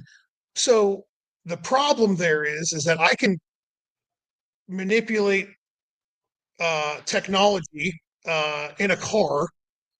If I really got into that 850 class, I could manipulate technology in a car to help me achieve 850 and some change every pass, right? Mm-hmm. Well, what would make it a lot harder? This is the 850 index. Day 1 it's 850. I don't know. Day 2 it's going to be 820. Day 3 it's going to be 845. You know what I mean? Make it move. If you're good, like you should be able to. That'd be interesting. If you're good, you should be able to, Yeah, especially with a car that's that quick. Yeah, well, that's what I'm saying. Like, don't make it if you're gonna have the top 100 of the fastest cars, man, make it 80, make it 750. Because there's a lot of cars that run 850 that can run 750. Oh, 100%. Yeah, and the hard part for those cars is a lot of them don't want to go to that level with the cage, which I get. You know what I mean? Exactly. Oh, yeah. I agree. Oh, I get that 100% for sure. Yeah. Yep. Dustin Carlington says modified 850 bullseye challenge. That'd be kind of fun. I think you could really have a good time with all of the topics there. But let's talk about one thing before we get off of this. You said something earlier when you talked about you like 1/8 mile versus 1/4 mile stuff.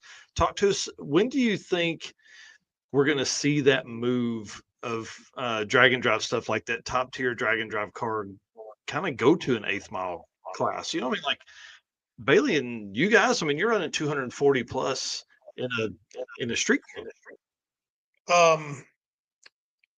Unfortunately, I don't think it's going to happen until something bad happens, because there's too many people with too much ego that they refuse to set aside to understand that the race is not won in the second half of the track. I don't care who you are. I don't know if you guys saw, but Jimmy Taylor shut it down after the 8th mile and went 5:22 in the quarter.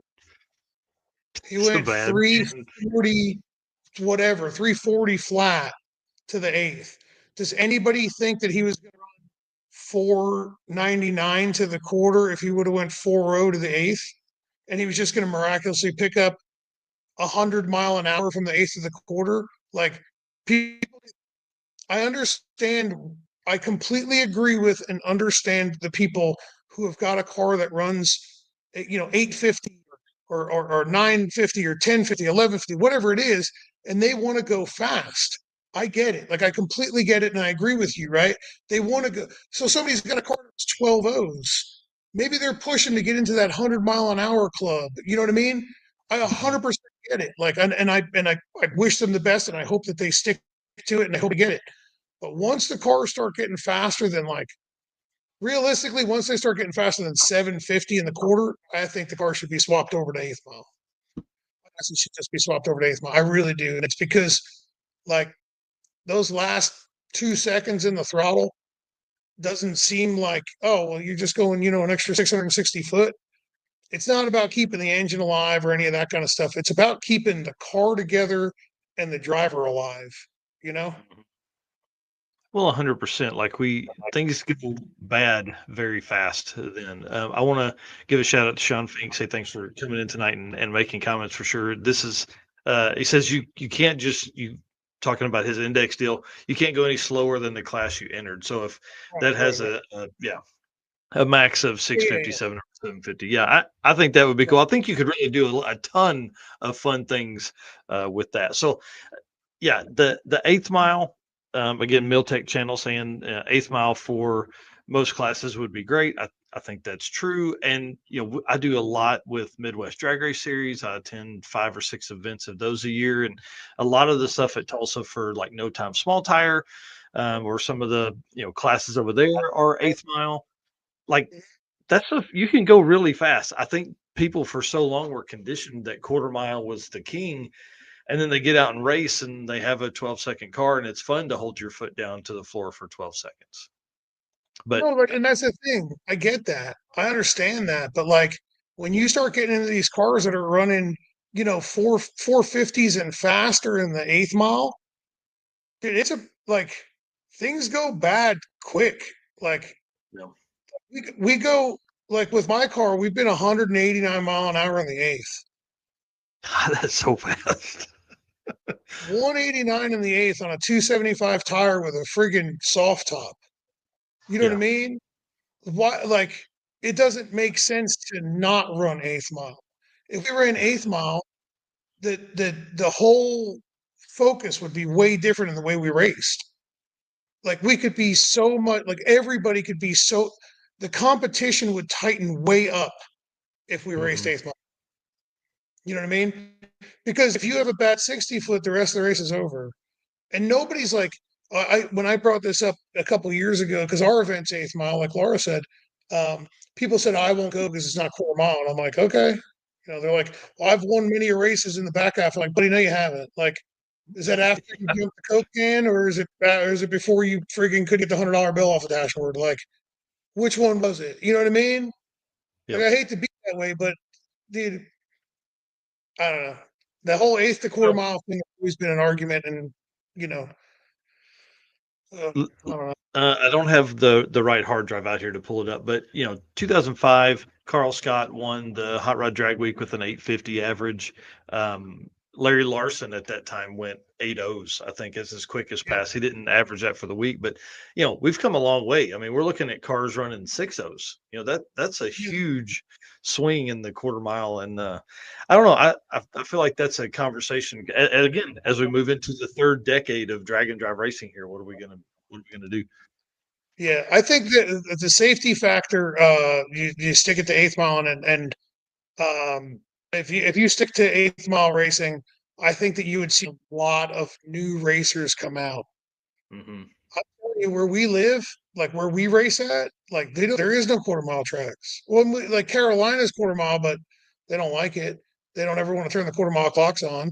Yeah. Rocking quarter mile, but Rockingham is 3.5-ish hours for me, and 99% of the events there are eighth mile. So like, so yeah, it's a quarter mile track, but they don't like turning them on because they know that if something happens, there's a good chance for it to be absolutely catastrophic in the quarter mile. How didn't Tom Bailey just go like 260 something? I think it's 253 or 7 or something like that. It was at that point, it was the quickest quarter mile door car or something like that. Yeah. In a street car. Right. Insane. Insane. 260 Yeah. mile an hour. Yeah. So like, that's the thing. The drag and drive stuff like is such a different thing as well as like just like heads up drag racing, because like, yeah, okay, you bring out your pro mod and you go 260 mile an hour and you make 4 hits, you bring it home, roll a new set of bearings in it, you go over every single friggin' nook and cranny of that car and you make sure it's perfect. Or you go 260 miles an hour, then you hop in the car and you drive it 300 miles and you beat yourself to death with the trailer hooked up, and then you get to the next day exhausted, tired, and you don't nut and bolt every single thing on that car. Mm-hmm. So that's another level of danger to an unbelievably fast car. It's like, I don't know. I will always advocate for the super fast stuff to be an eighth mile. Always be for safety. You know what I mean? So. Yep. And again, I think you're 100% right, and I agree 100% with you on that. I think it would be really cool to see how much faster. I mean, Brett's been 388 or something like that. Not at a drive, but in the car. So it's crazy. Mm-hmm. Oh, yeah. All right. Well, let's thank you for entertaining me for that with that conversation. I know that's as an event promoter, that's probably not the best conversation for you to have about cutting event numbers and participant numbers and stuff like that. But I really feel like there's something there as we move into the next few years. I really, somebody had talked about, drag week being the original way to find the fastest street car, and now there's 400 plus cars there. Is it more of experiential to do drag week than necessarily finding the quickest car, which we did this year? I mean, Ned Dunphy goes out 6:17, breaks a record that had been in place since 2016. I mean, absolutely insane. And we're going to see some fives. We're going to see fives at Sick Week. All right, let's move on to the last segment here. Thank you for talking about Goldstone's car too. I was just running through those photos. Performer Built transmissions as we move into the last bit here. Ryan at Performer Built is a genius. Performer Built Transmissions is the official transmission builder of Drag Driver Pete. At Performer Built Transmissions, the goal is to engineer and build the toughest transmissions on the planet. Performer Built doesn't just rebuild transmissions, they systematically re-engineer each model to eliminate OEM flaws and to achieve the highest levels of performance. That's why they say their transmissions are not just built, they're performer built. And they have put a 4L60E in the sevens. So I think they kind of know a little bit about what they're talking about. It's crazy in a street driven Camaro. I mean, it's 780s, dude. Who the hell knows? Well, let's go back to 235s because I think that could be a really fun class for people to move into as we start looking for some edge or advantage for different cars. Why do you like the 235 so much? It's challenging. 100%. I can't imagine. It's challenging. That's what I like so much about it.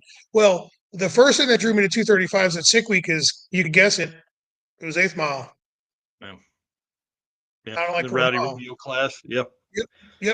I don't like quarter mile. I like eighth mile stuff. It's just safer. So the 235 tire is unbelievably good tire. It is a very good. That Mickey Thompson tire is very, very good.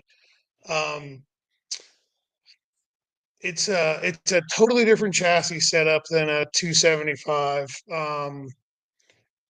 It's a totally different animal. It's a fun, really fun tire. It's a very delicate balancing act to get that tire to work and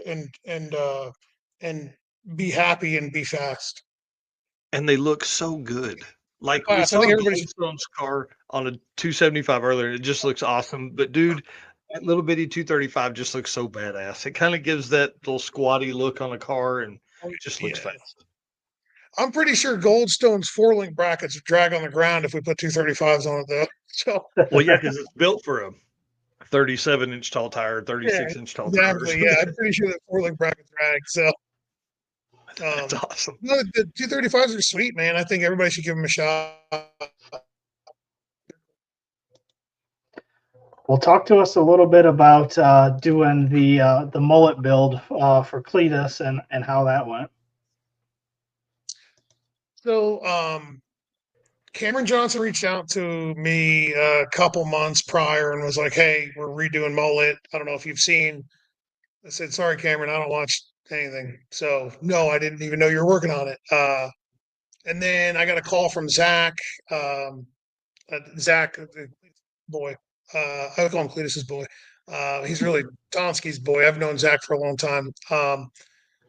Zach Walker, and we talked about it. And he's like, "We really want to do it." And I said, "Okay." And then that was like months and months ago.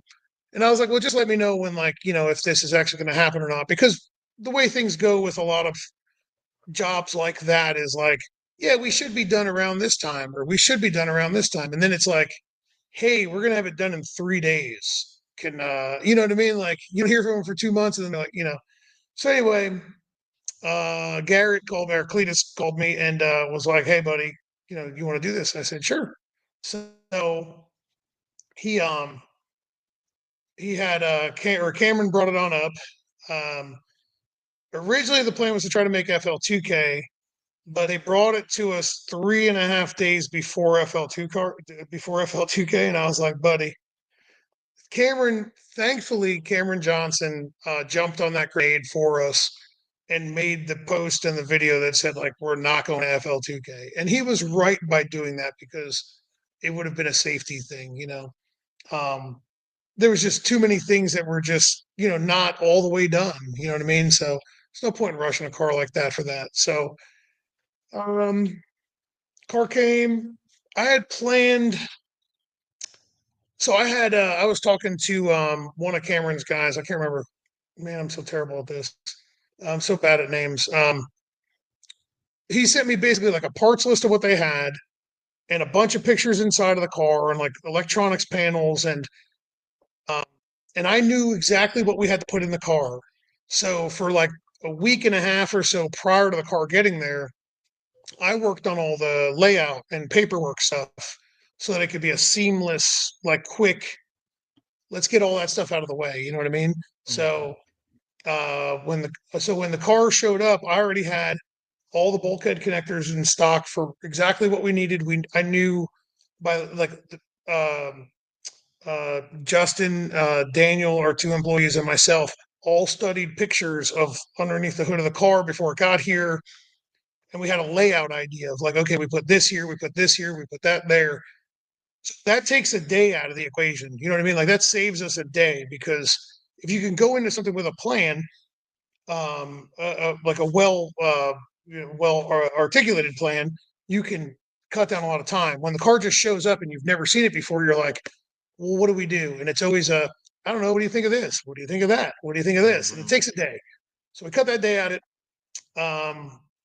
We hammered down on that thing from Laura will probably chime in. I was out in the shop by about 5:30 every morning, and I was in my shop until about 1 o'clock every morning. So yeah, and my guys, our guys, Justin Arnold and Daniel Williams, they both did a fantastic job. They busted ass. They worked late nights with us. If it wasn't for them, we wouldn't have been able to accomplish what we did. No, I'm not going to say that. I mean, Not accomplish it. It just would have taken longer. You know what I mean? But we wouldn't have been able to accomplish what we did in the time frame that we did. It was, and I honestly am very proud of what we were able to accomplish in 9 days. That was a ton of work. And if you guys chimed in or followed along on my YouTube channel, you could probably tell the amount of work involved. Yeah, it was insane to watch that. And again, I appreciate y'all doing that. I love that shit. people get really scared of wiring, but I think it's one of the coolest things that you can do from that side. And plumbing, there's so much forward thought that goes into that. Like just talking about where you're going to put stuff and how the wiring will route was one of the early parts of the videos that I really enjoyed. It was like, hey, we're going to put all this here and it's going to go this way. And bulkhead plugins and all that kind of stuff. It's really cool. I enjoyed that series a lot. So something funny I got to bring up. I have a friend who he wires race cars for a living now, and I've kind of built him, if you will, right? He calls me his father, his wiring father. Great dude. He's a friend of mine. And he does great work, right? And he really does. And he'll send me pictures of jobs that he just finished up, and then I'll send him pictures of jobs that we just finished up or whatever. And every single time he always says the same thing. He's like, "Why does the layout on the cars that you do look so much better than mine?" And I'm like, "It's not that they look better. Well, they do, but like, uh, that's just a little dig at him. But it's that it. I have to explain this to like our newest employee Daniel all the time. It takes years to be able to look at a car and figure out to have a vision of what it's going to look like when it's all done, and understand how big things are and how small things are when it's all done. So like some of those harnesses that we built, like there's I think the one trunk that goes across the firewall's got like 144 conductors in it. So like having an idea of how big that's going to be, and then how out of a turn radius it's going to have, like there's a lot of thought that I put into it prior to go, okay, this is not going to turn this way and look good, just can't make bend, so we have to take it a different approach, or like everything's got to I don't know, it's nerdy shit that most people don't want to hear about, but it was a good job. I mean, it came out great. I'm very happy with how it came out. Cleetus and all of his boys loved it. And it fired right off, and we fired it up on methanol first, and we fired it up on pump gas, and ran good. Brought it down to him. So Cleetus Garrett, whatever you want to call him, is one of the hardest working dudes I've ever met in my life. Most people wouldn't believe that, but the reality is that he is an extremely hardworking and solid, good dude, right? Like all around. Like, and this isn't me kissing ass or anything, because I don't care. It's not who I am. But he is a genuinely great person as well. He when I say hard work, I text him and say, "Hey, I got a question. I want to look at this thing. This is my plan."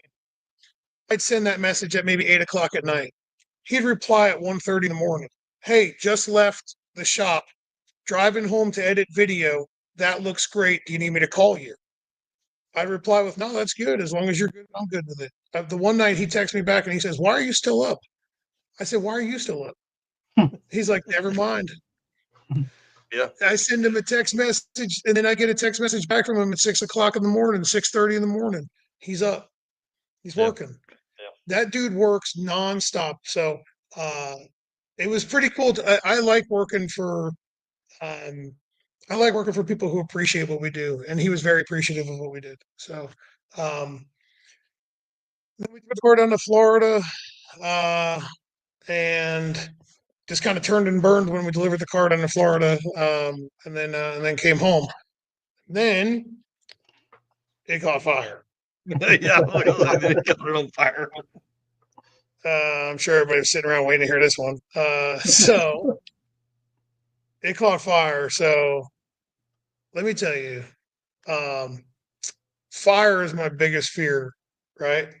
So I didn't have my phone on me when they called me, when Cleetus called me.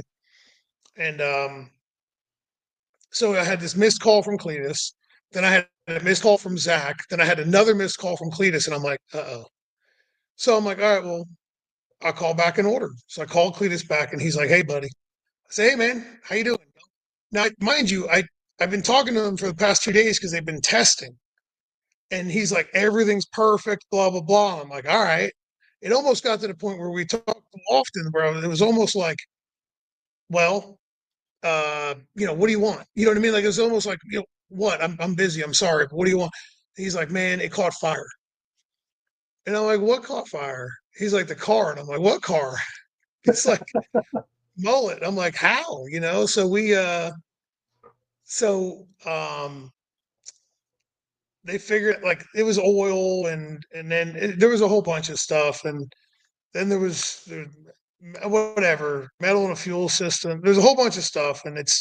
And Garrett said it best. It's no one's fault. Let's just fix it. Right.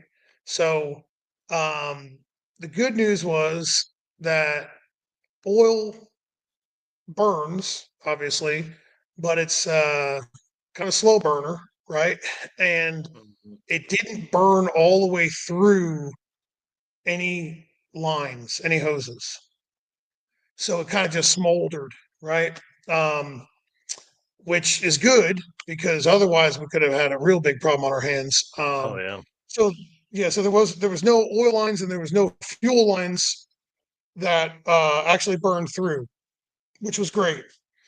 The damage was very, very, very. So I had to teach a class.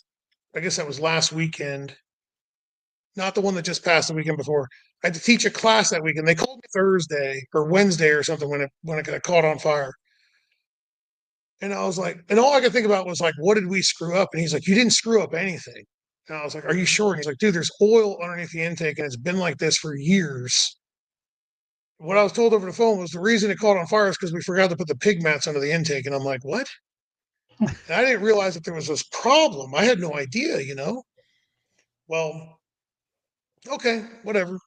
So I had to teach a class that weekend. Otherwise, I would have had them bring me the car like Thursday morning. Um, so I talked to Zach, and Zach was like, "Why don't you order up? Like, here's some fittings that we need, and the right, so dumb. Uh, but so I ordered a bunch of different fittings that we thought I might need, and Zach came, hung out for the day, and we knocked it out in a day. We fired it up Well, and hit the road. and I think that's one thing that I liked about it. You were essentially talking about how everything is just it's a harness that you unplug it from the firewall, you can unplug it from up here, pull the motor. It really made it a lot more modular, and I would think that would kind of help the repair a little bit. Probably not, Oh, but absolutely, yeah. and you knew what was in that harness. A lot of people wire cars. I'm going to run this red wire from the power to this power, and then I'm going to run this red wire from here to the power. Oh, but there's no way that would work with me. No, no. Yeah, no. I do an unbelievably in-depth amount of notation, and really a lot of that is that if you think about it, you're almost like triple checking your work before you've even cut a single wire.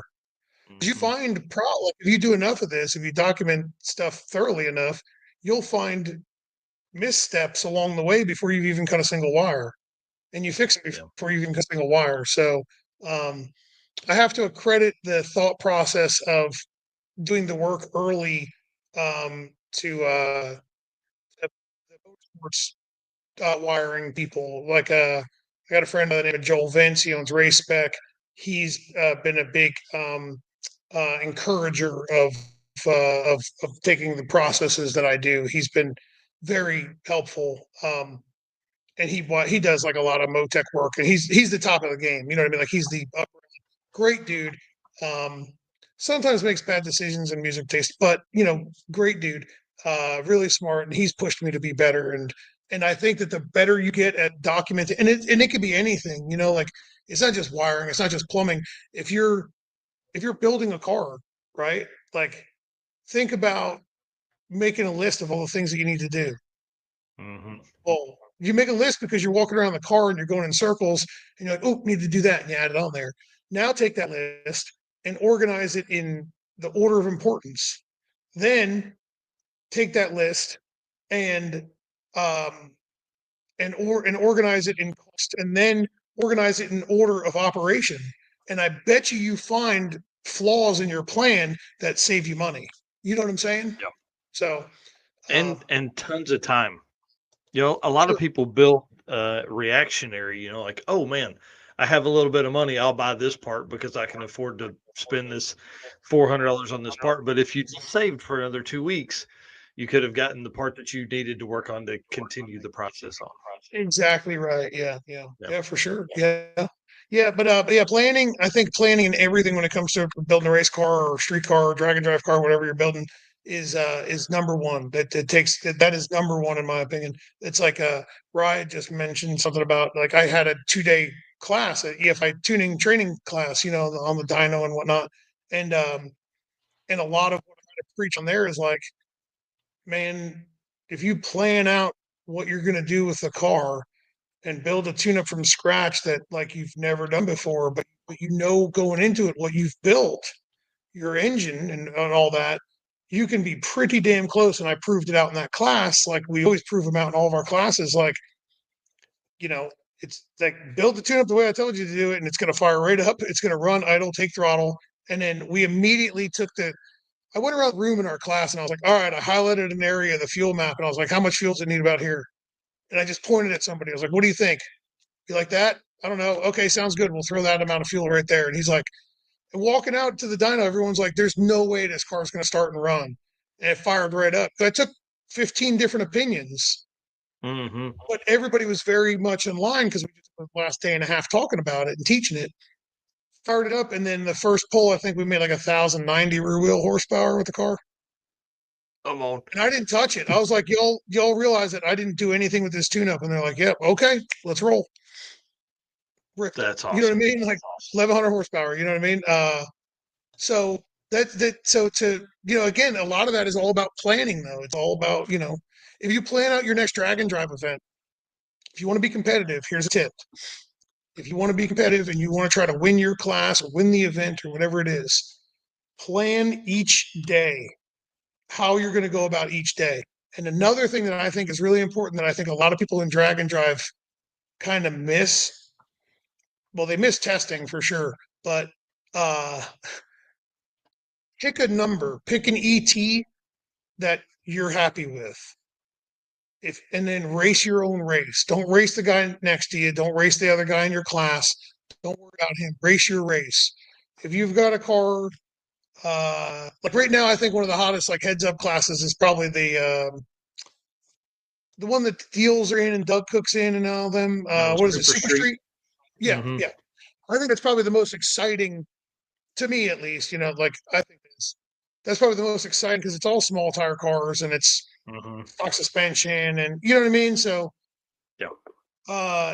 if you say, "Hey, I have to outrun whoever's the class winner from last year," and you don't have a car that can do that, there's no point in picking that number, right? Because then you can never leave the racetrack.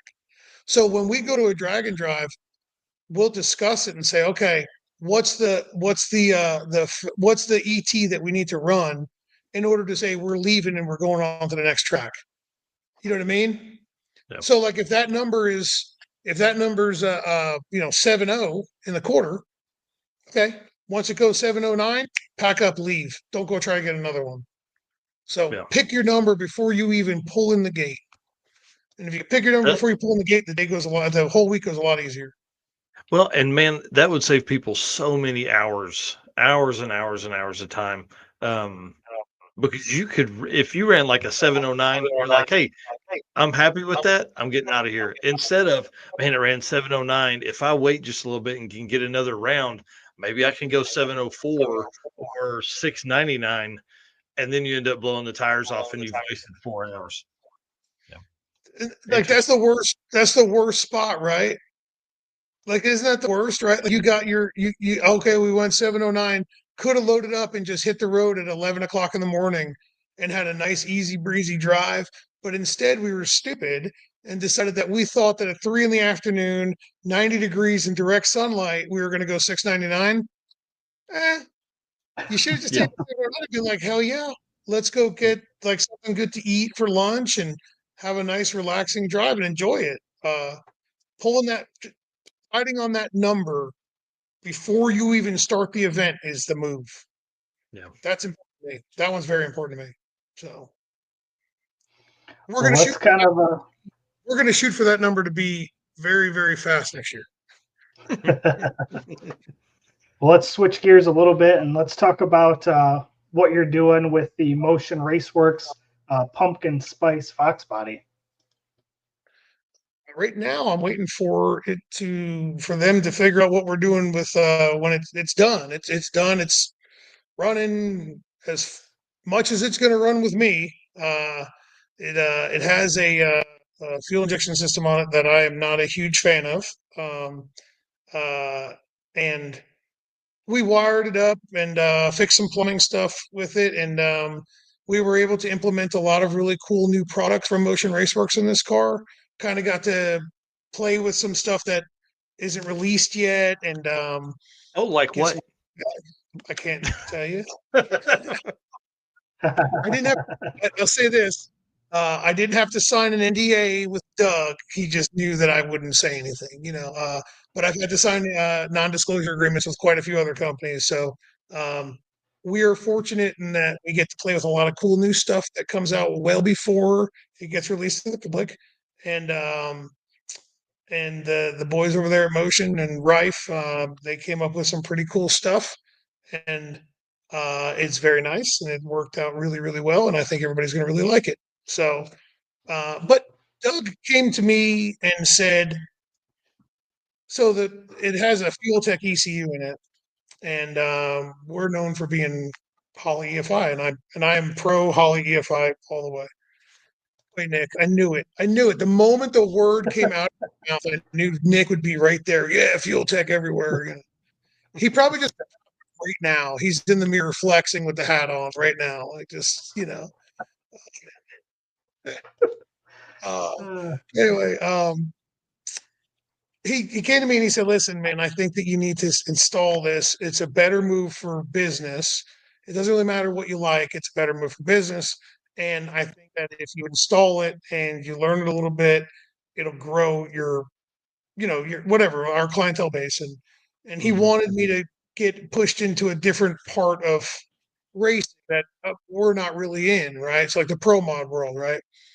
And basically him and Brett were both like, we see too many pro mods at the racetrack. We're like, shit, like they're shit. So they're like, we know you do good work, so just do it. And then you can start wiring some of these pro mods.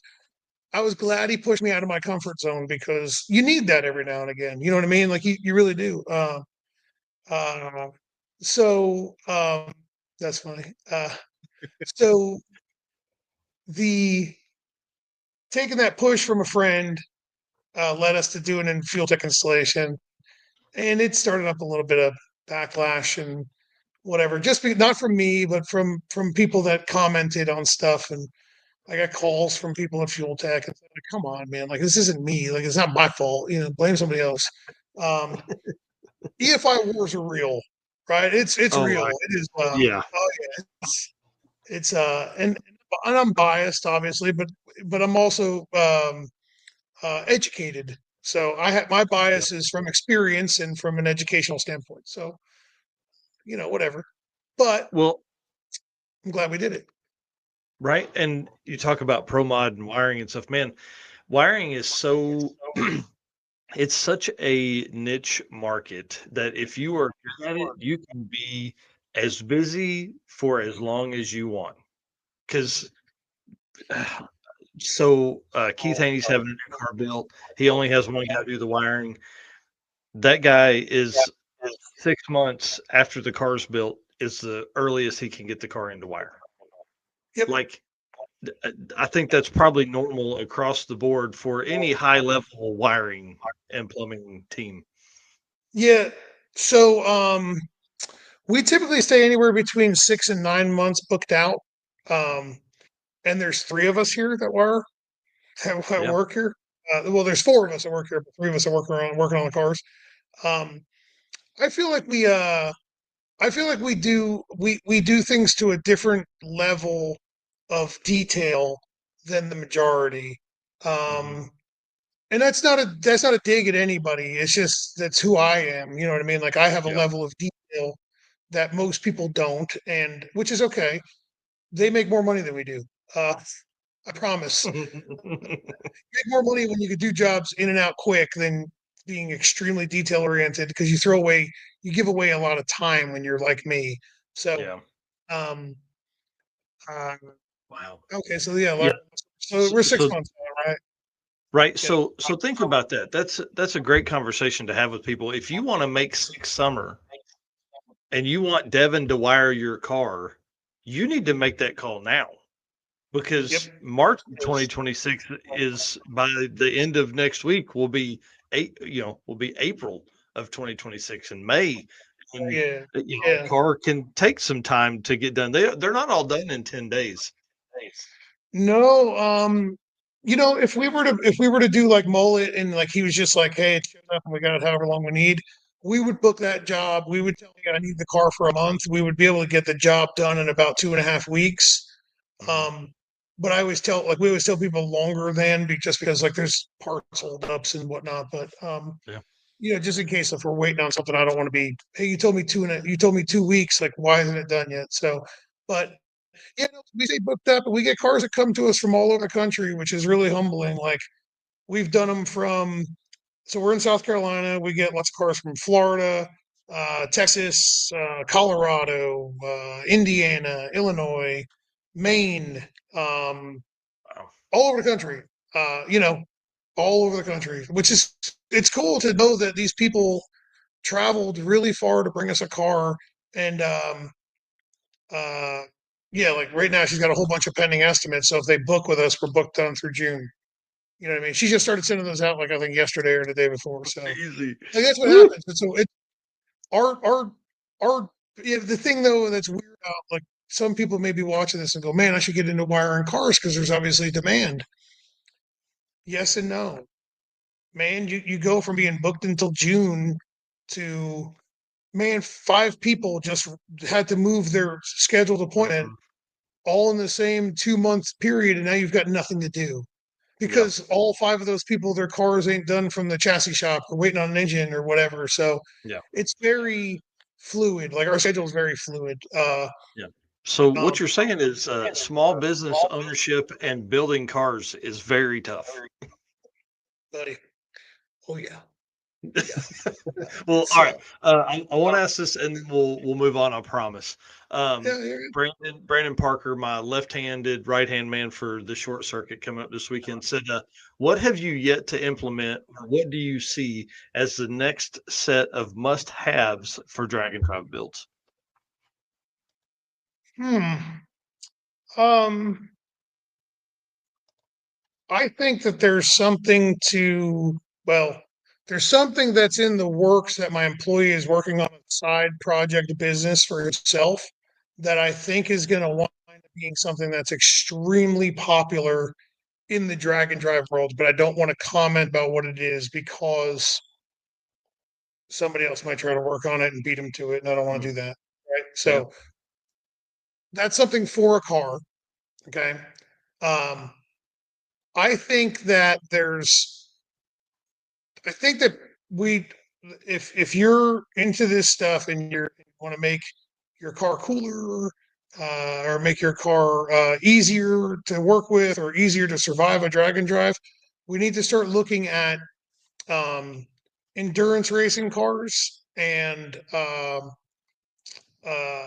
you know Formula One, road race, not Formula One, but like road race Mm, cars, stuff like that.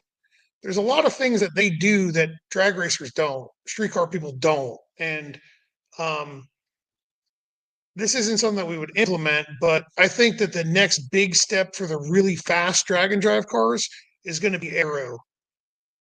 I think mm. that's the next step. The really fast drag and drive cars is going to be aero. Is going to be Like big worked on.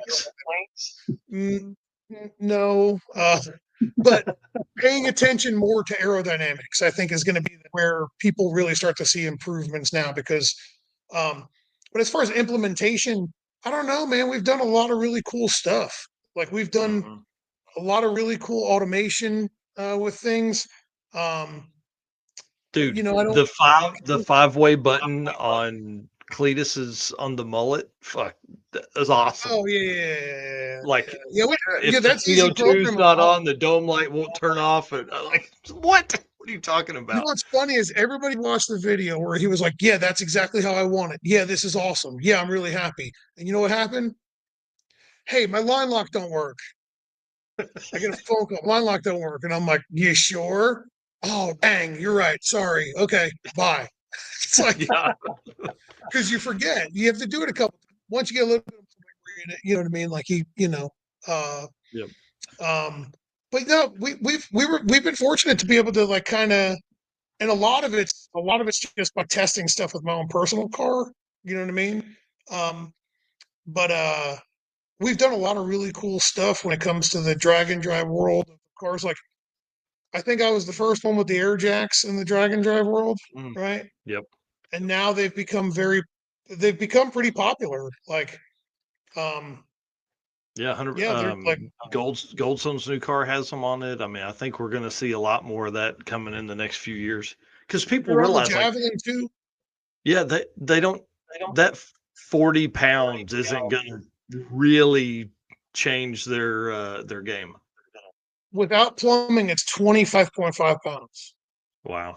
Without plumbing. If you use the plumbing that they provide, it's like 26.5 pounds because the plumbing that they provide is like push lock, super light. You know what I mean?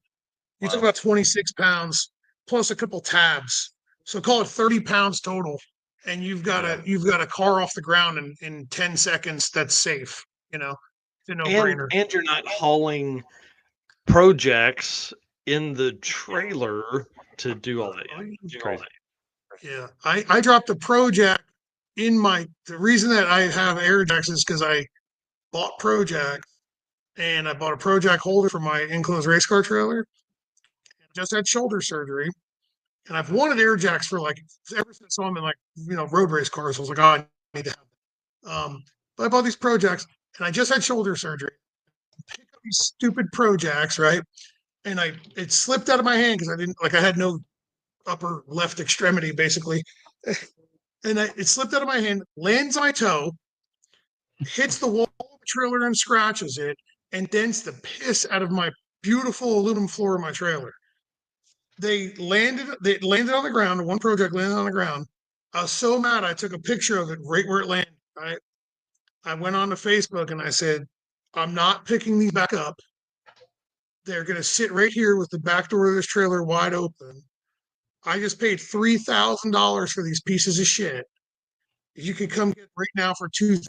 They're brand new, and I've even got all this extra stuff to go with them. Oh, And I had a guy here in 2 hours to pick them up. wow. And when he got here, Ouch. he was like, he's like, so this is, I said, I'm not touching. He said, what do you mean? I said, I don't even want to look at him. I don't want to look at them. It just broke my friggin' toe, scratched the wall of my trailer, dented the floor of my trailer. I hate these stupid things. The next day, I ordered air jacks, and I called Matt, and I'm like, hey, buddy, I just bought something, and I don't know if you're gonna love me about this or not. We're gonna figure it out. So, uh, That is too cool. yeah, but I mean, there's a lot of really smart guys that do this kind of stuff because you kind of have to be smart to build something that's going to survive doing this type of stuff. Hmm. You got to be smarter to do this than you are to just go drag racing because it's, you know what I mean? It's different.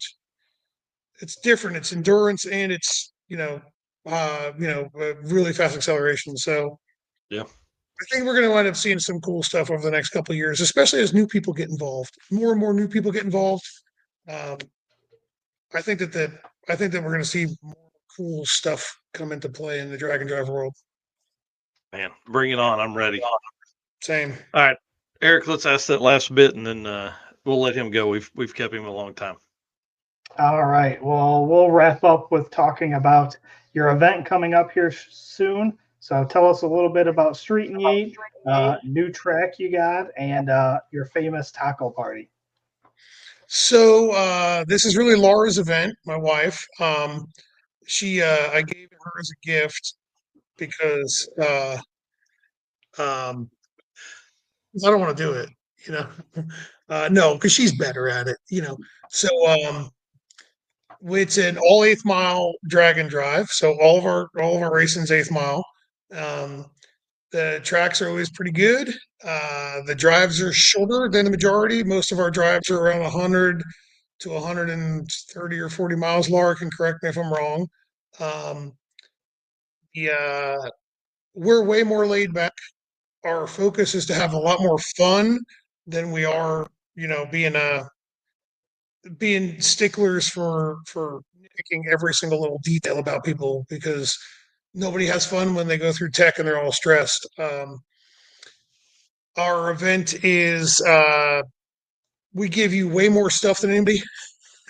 So Yeah. this morning, Laura had her, Josh's wife Leslie come down, and a good friend of ours, Emily, come down, and they spent the morning going through all the T-shirts and sweatshirts. So, like with registration, everybody gets a T-shirt, including the co-driver, pilot, whatever, and everybody gets a sweatshirt, including the co-pilot. Oh And wow. then the reason being is because last year or the year before, whatever, last year I think it was, everybody bitching about how cold it was. So Laura's like, well, not allowed to bitch anymore because you get a sweatshirt. So shut up. You know, that's the way we look at it, we are, yeah. I mean, everybody that's been to our typically has very similar things to say. That is a great time. Um, the the the drives are short. We have a taco truck and a margarita setup that everybody's included with entry and everything. I don't know. We just try. We give back every single dime that comes in. So registration, is well, it's obviously over now. But I mean, when we do registration, I'll just give you the behind the scenes. Money comes in, and we're like, okay, we have to pay this much to the tracks. This year, we're doing your registration covers your entry. You don't have to do it like to racetracks. Prior, our registration was substantially cheaper, and you had to pay at the racetrack. I did like that idea, but a lot of people kind of got pissy with that. So we decided, okay, we have to up our registration fee. Sorry about it, but now you don't have to pay the gate fee at the racetrack, which is the way everybody else does it. We should have just followed the leader years ago, but whatever. It's just easier Now, to drive through with your wristband showing. it is the way I was looking at it though was like, well, if you break on Yep. day zero, you just saved yourself some money. You know what I Yeah. mean? So, I'm with you. It's you just what know, I would love to see the deals come down and play at your event. I yeah, think they would be yeah, great. yeah. I'd love to have them down.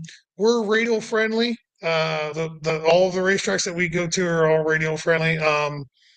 And let's see, so all the money, so as money comes in from registration, we literally go, okay, this, and this has to go to the racetrack. This has to pay for the food. This has to pay for the booze. This has to pay for um, for all the awards, for all the T-shirts, for all the sweatshirts. What do we have left? All right, we got X amount of dollars left. Let's figure out how we're going to do payouts for each class. And we literally take out whatever we got left. I think we usually leave $1,000 in the account so we can cover, because we give out like drinks during the whole week. Like there's coolers full of drinks, and like one day we'll cook or something to make sure everybody's got something to drink whenever they need it. Stay hydrated. Um, so we give back every dime that we get in. Everybody that does this event that helps us, volunteers, they're all friends of ours that have been awesome. We could not do this event without them. This year's going to be a little bit different, and I hope that everything goes smooth. Laura is in a different health. She's not in the greatest health at the moment.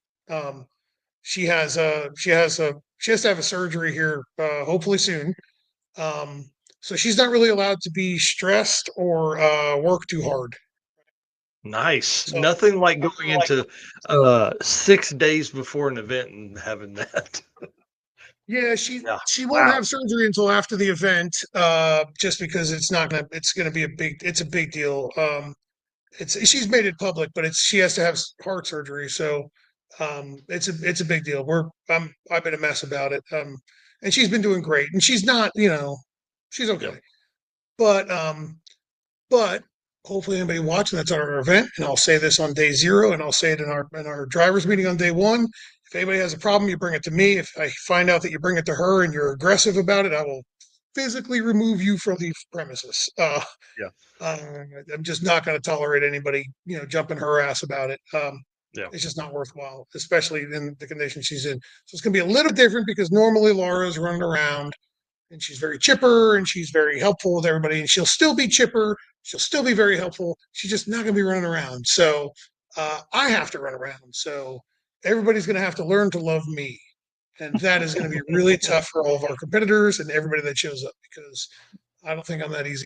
So, but we're hopeful. One thing you did during 2023 was my last year at Street and Eaton. 26, I'm coming back, but 23, you did a daily driver meeting. I really enjoyed that. It was kind of like, hey, this is how this is where the pull off to the track is. This is where we're at. It really worked well. I feel like there was a lot of thought that went into that event. And, dude, it's only gotten bigger since then, so it's awesome. It's awesome. Yeah, I think that the quick 5 minutes of like, hey, everybody, just pay attention for 5 minutes, we can get to it, saves us like an hour throughout the day. Mm-hmm. You know what I mean? Like, and plus, like, I don't want anybody to get hurt. I don't want anybody to blow up their stuff. I don't want anybody to break. I don't want anybody to have a bad time. I want everybody to have a blast. My goal and first goal is that when everybody leaves and is driving home, I want everybody to say, God dang, there is nobody out there that wanted us to have more fun than the people that put the event on. And because I don't want anybody to ever leave our event and go, God, that sucked, blah, blah, blah, F them, yada, yada. You know what I mean? Like, we're hopeful that everybody's, and I don't care if everybody comes back or not. I really don't. But I want everybody to know that we gave it 110% effort to give them the best experience that we could. So that's what our goal is. We started doing this strictly because I felt as if we have so many racetracks here. It's like, why don't we have a drag and drive here? Mm-hmm. Like, it doesn't make any sense. There's 34 racetracks in a 4-hour radius of us. Damn, I'm so jealous. Yeah, like, that's stupid. I think there's 3 or 4 in a 4-hour radius of me. Like, I have a racetrack that's 12 minutes from my house. Yeah. Like, if I charge my scooter up fully, I could scoot there. No problem. You know what I mean? Yeah. So it's so we have so many racetracks around here, and racing's a huge part of the South. So why not? Yeah, and Greer is the new track. Greer is one of our local tracks that it's about 45 minutes from my house. Awesome. Greer is awesome because Greer is smack dab in the middle of town. Yeah. Like, it's not in the outskirts. Like, it's in the middle of town. Like, if you forgot something and you go to the gas station, it's a mile away. Yeah, which is so strange. Like, for it to be right there. Very cool, and it's a super nice track. And Mike and his daughter Alicia that run the place, they're awesome people to deal with. So we love going racing there. So should be cool. Everybody come on out, check it out. Should have a blast. Right. Well, last thing here, would you take people day of, or you if they haven't pre-registered? Sorry. Cool. I don't sure. You know what I mean? If somebody makes commitment and drives all the way here, you know what I mean, and is planning on racing with us for a couple days, yeah, come on. You know what I mean? I'm not going to turn anybody away. Now, I will say that if 400 people show up, I'm gonna have to make a decision. Bear with me here a little bit. You know what I mean? Like, we're gonna have to work on this, but I don't foresee that happening. But no, we won't turn anybody away. I mean, I still hold the right to refuse service, right? Yeah, you know what I mean. But we won't turn anybody away who shows up on day 0. So, if you want to come, have fun, and play by the rules. We also have a different policy than most too about protesting and cheating. I don't know if you remember this one. Mm-hmm. If somebody protests, we have to front $100. We take your $100. We investigate your protest. If they're found to be cheating, we take their $100 from them. You know what I mean? Or we give their $100 back to them, right? And the person that's cheating, we don't throw them out of the event. Okay, we don't. We move into a class that they can't win. I ridicule them daily. Okay.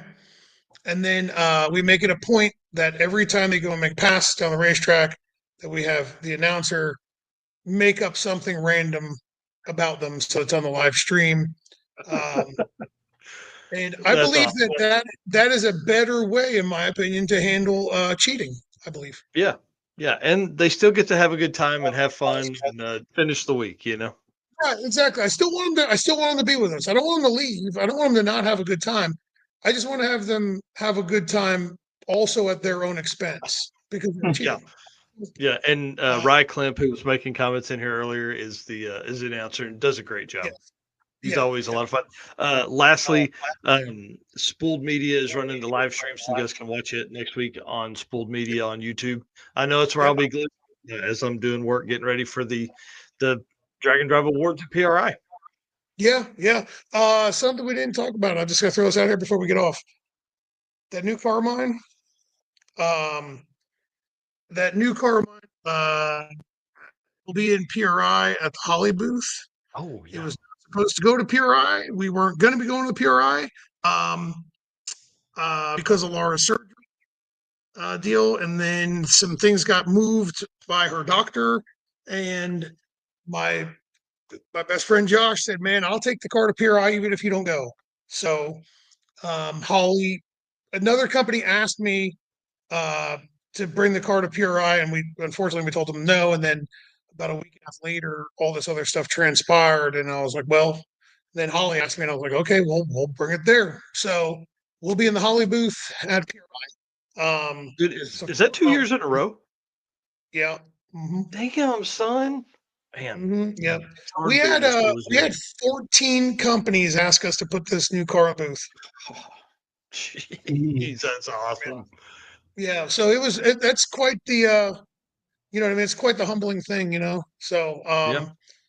I think a lot of people didn't realize how nice that convertible was until they saw it at PRI, and they were like, "God Yeah. dang, this thing is gorgeous!" I'm like, "Yeah." Yeah. The So yeah, come on out to the Holly booth and check it out. I'll be stopping by and hanging out with you because if I make it to PRI, I've already made this deal with myself that I'm not going to spend all day in the Holly booth. What? So Yeah, bring it yeah, on, dude. We'll fire the live stream up and talk shit and heckle people as they come by. That'd be great. yeah. I'm good at that. Yeah, right. That'll be awesome. Listen, thank you for coming on tonight, dude. Spent 2 hours with us, man. We could go probably another two, at least. You're a wealth of knowledge, a ton of fun stories. So thank you for coming on tonight. Cool, man. No problem. Thanks for having me, and we'll see you at PRI. Yeah, definitely. If you guys don't already know, you can follow Devin at HCR Innovations on Facebook. You can follow him, Devin Vanderhoof, on YouTube. I think the title is HCR Innovations, but your channel name pulls up under Devin Vanderhoof. Anyways, I love it. I love the channel. I love what you guys are doing over there. It's just for a dude that wants to do that kind of stuff but can't find the time. It's an awesome watch. Cool. Well, So, thank you very much for having me. I need to put it up on the wall in the shop and work while I'm, watching it instead of sitting working here on my computer. But anyways, all right, dude. Thank you. All right, sounds good. See you guys. All right, buddy. Thanks, man. Yeah. See you. Dude, what a fun show. Holy crap. Yeah. Man, That's, that guy, we need to have him on more often. It's just, yeah, gets my mind turning every time I listen to him talk about wiring. Well, and the cool thing is, like, spending time on that stuff is the best thing you can do. Plus, like, listen, if I had to find a wire in the old truck that burned because of that, I'd have to run it from the beginning. You know what I mean? Like, so just that kind of stuff really helps. I mean, that's really a great thought process and behind that. And, they went next level with the mullet stuff. And, I don't know. Anyways, love it. Good time. Yeah, I could spend a week just watching him work at his shop and learn. Would be awesome. Yeah, tons of fun. Thanks again to Performabuilt. That was the segment that they sponsor here every week. We appreciate them and all the help they give, man. That we got to have Ryan back on here soon too. I was hoping he was going to be at PRI. Sadly, he will not be there, so we'll have to get up there again. I should have went by there at Drag Week, but man, I hate I missed it. But if you guys need a GM transmission, 4L80s, 4L60s, turbo 400s, turbo 350s. They are GM specialists. They make those things live forever and ever behind some big power stuff. So, all right, sir, we'll send us out, man. Well, once again, appreciate everybody that was in here tonight. We had tons of views, tons of comments. You know, everybody wanting to tune in to gain that knowledge from Devin, which was awesome. Appreciate each and every one of you, our race car friends, for hanging in here for 2.5 hours with us tonight. And as always, we cannot do this without these sponsors. If there's anything you guys need, please check out these companies. We've got affiliate links. We've got discount codes. If you just need a contact person at one of these companies, reach out to us. Thank you to Summit Racing Equipment, Deechworks, Molly Motorsports, Driven Racing Oil, Howard's Cam, J-Wire Solution, AFCO Racing Products, Performabuilt Transmission, Car Change 3D, PowerTube TV, WAF Racing, Sweet Patina, and Racing Junk. And everybody that is going to be at the short circuit this weekend, have a ton of fun. Mike, I hope you guys have an amazing event. I'm sorry that I can't be there, but it's going to be awesome. I'm really sad, dude. To be honest, I'm sad. It's just, again, the way the scheduling worked. And hey, if we had known about this event, you know, more than 4 weeks ago, we probably could have planned around it. Yeah, but you know what? The way it played out is working perfect, and you're going to have 60 plus cars in a matter of 3-4 weeks is awesome. So, well, and for the folks that are still on here, I want to say thanks. And I'll tell you this much: the outpouring of support from this event has definitely. I'm just going to say it to these folks. We're probably doing one in 26 late in the year, a short one like this. I think this is going to be really fun. I may hate it, absolutely hate it. I don't know, but I think it's really going to be a blast to have something that's so much more laid back than what, the circuit's hard. Like it's a ton of work on Eric and I's side to get people, in and out and talk to so many folks and all that kind of stuff. I think this is going to be way more laid back. So, anyways, probably do the news on Sunday, maybe. I don't know. Eric and I'll talk about that throughout the next couple of days to see when we can, because Saturday morning we're going to be at Waffle House in Sapulpa, Oklahoma, and then doing a dragon drive. So it's going to be kind of fun. So we'll see you when we see you next. Yeah, right. Bye. See ya.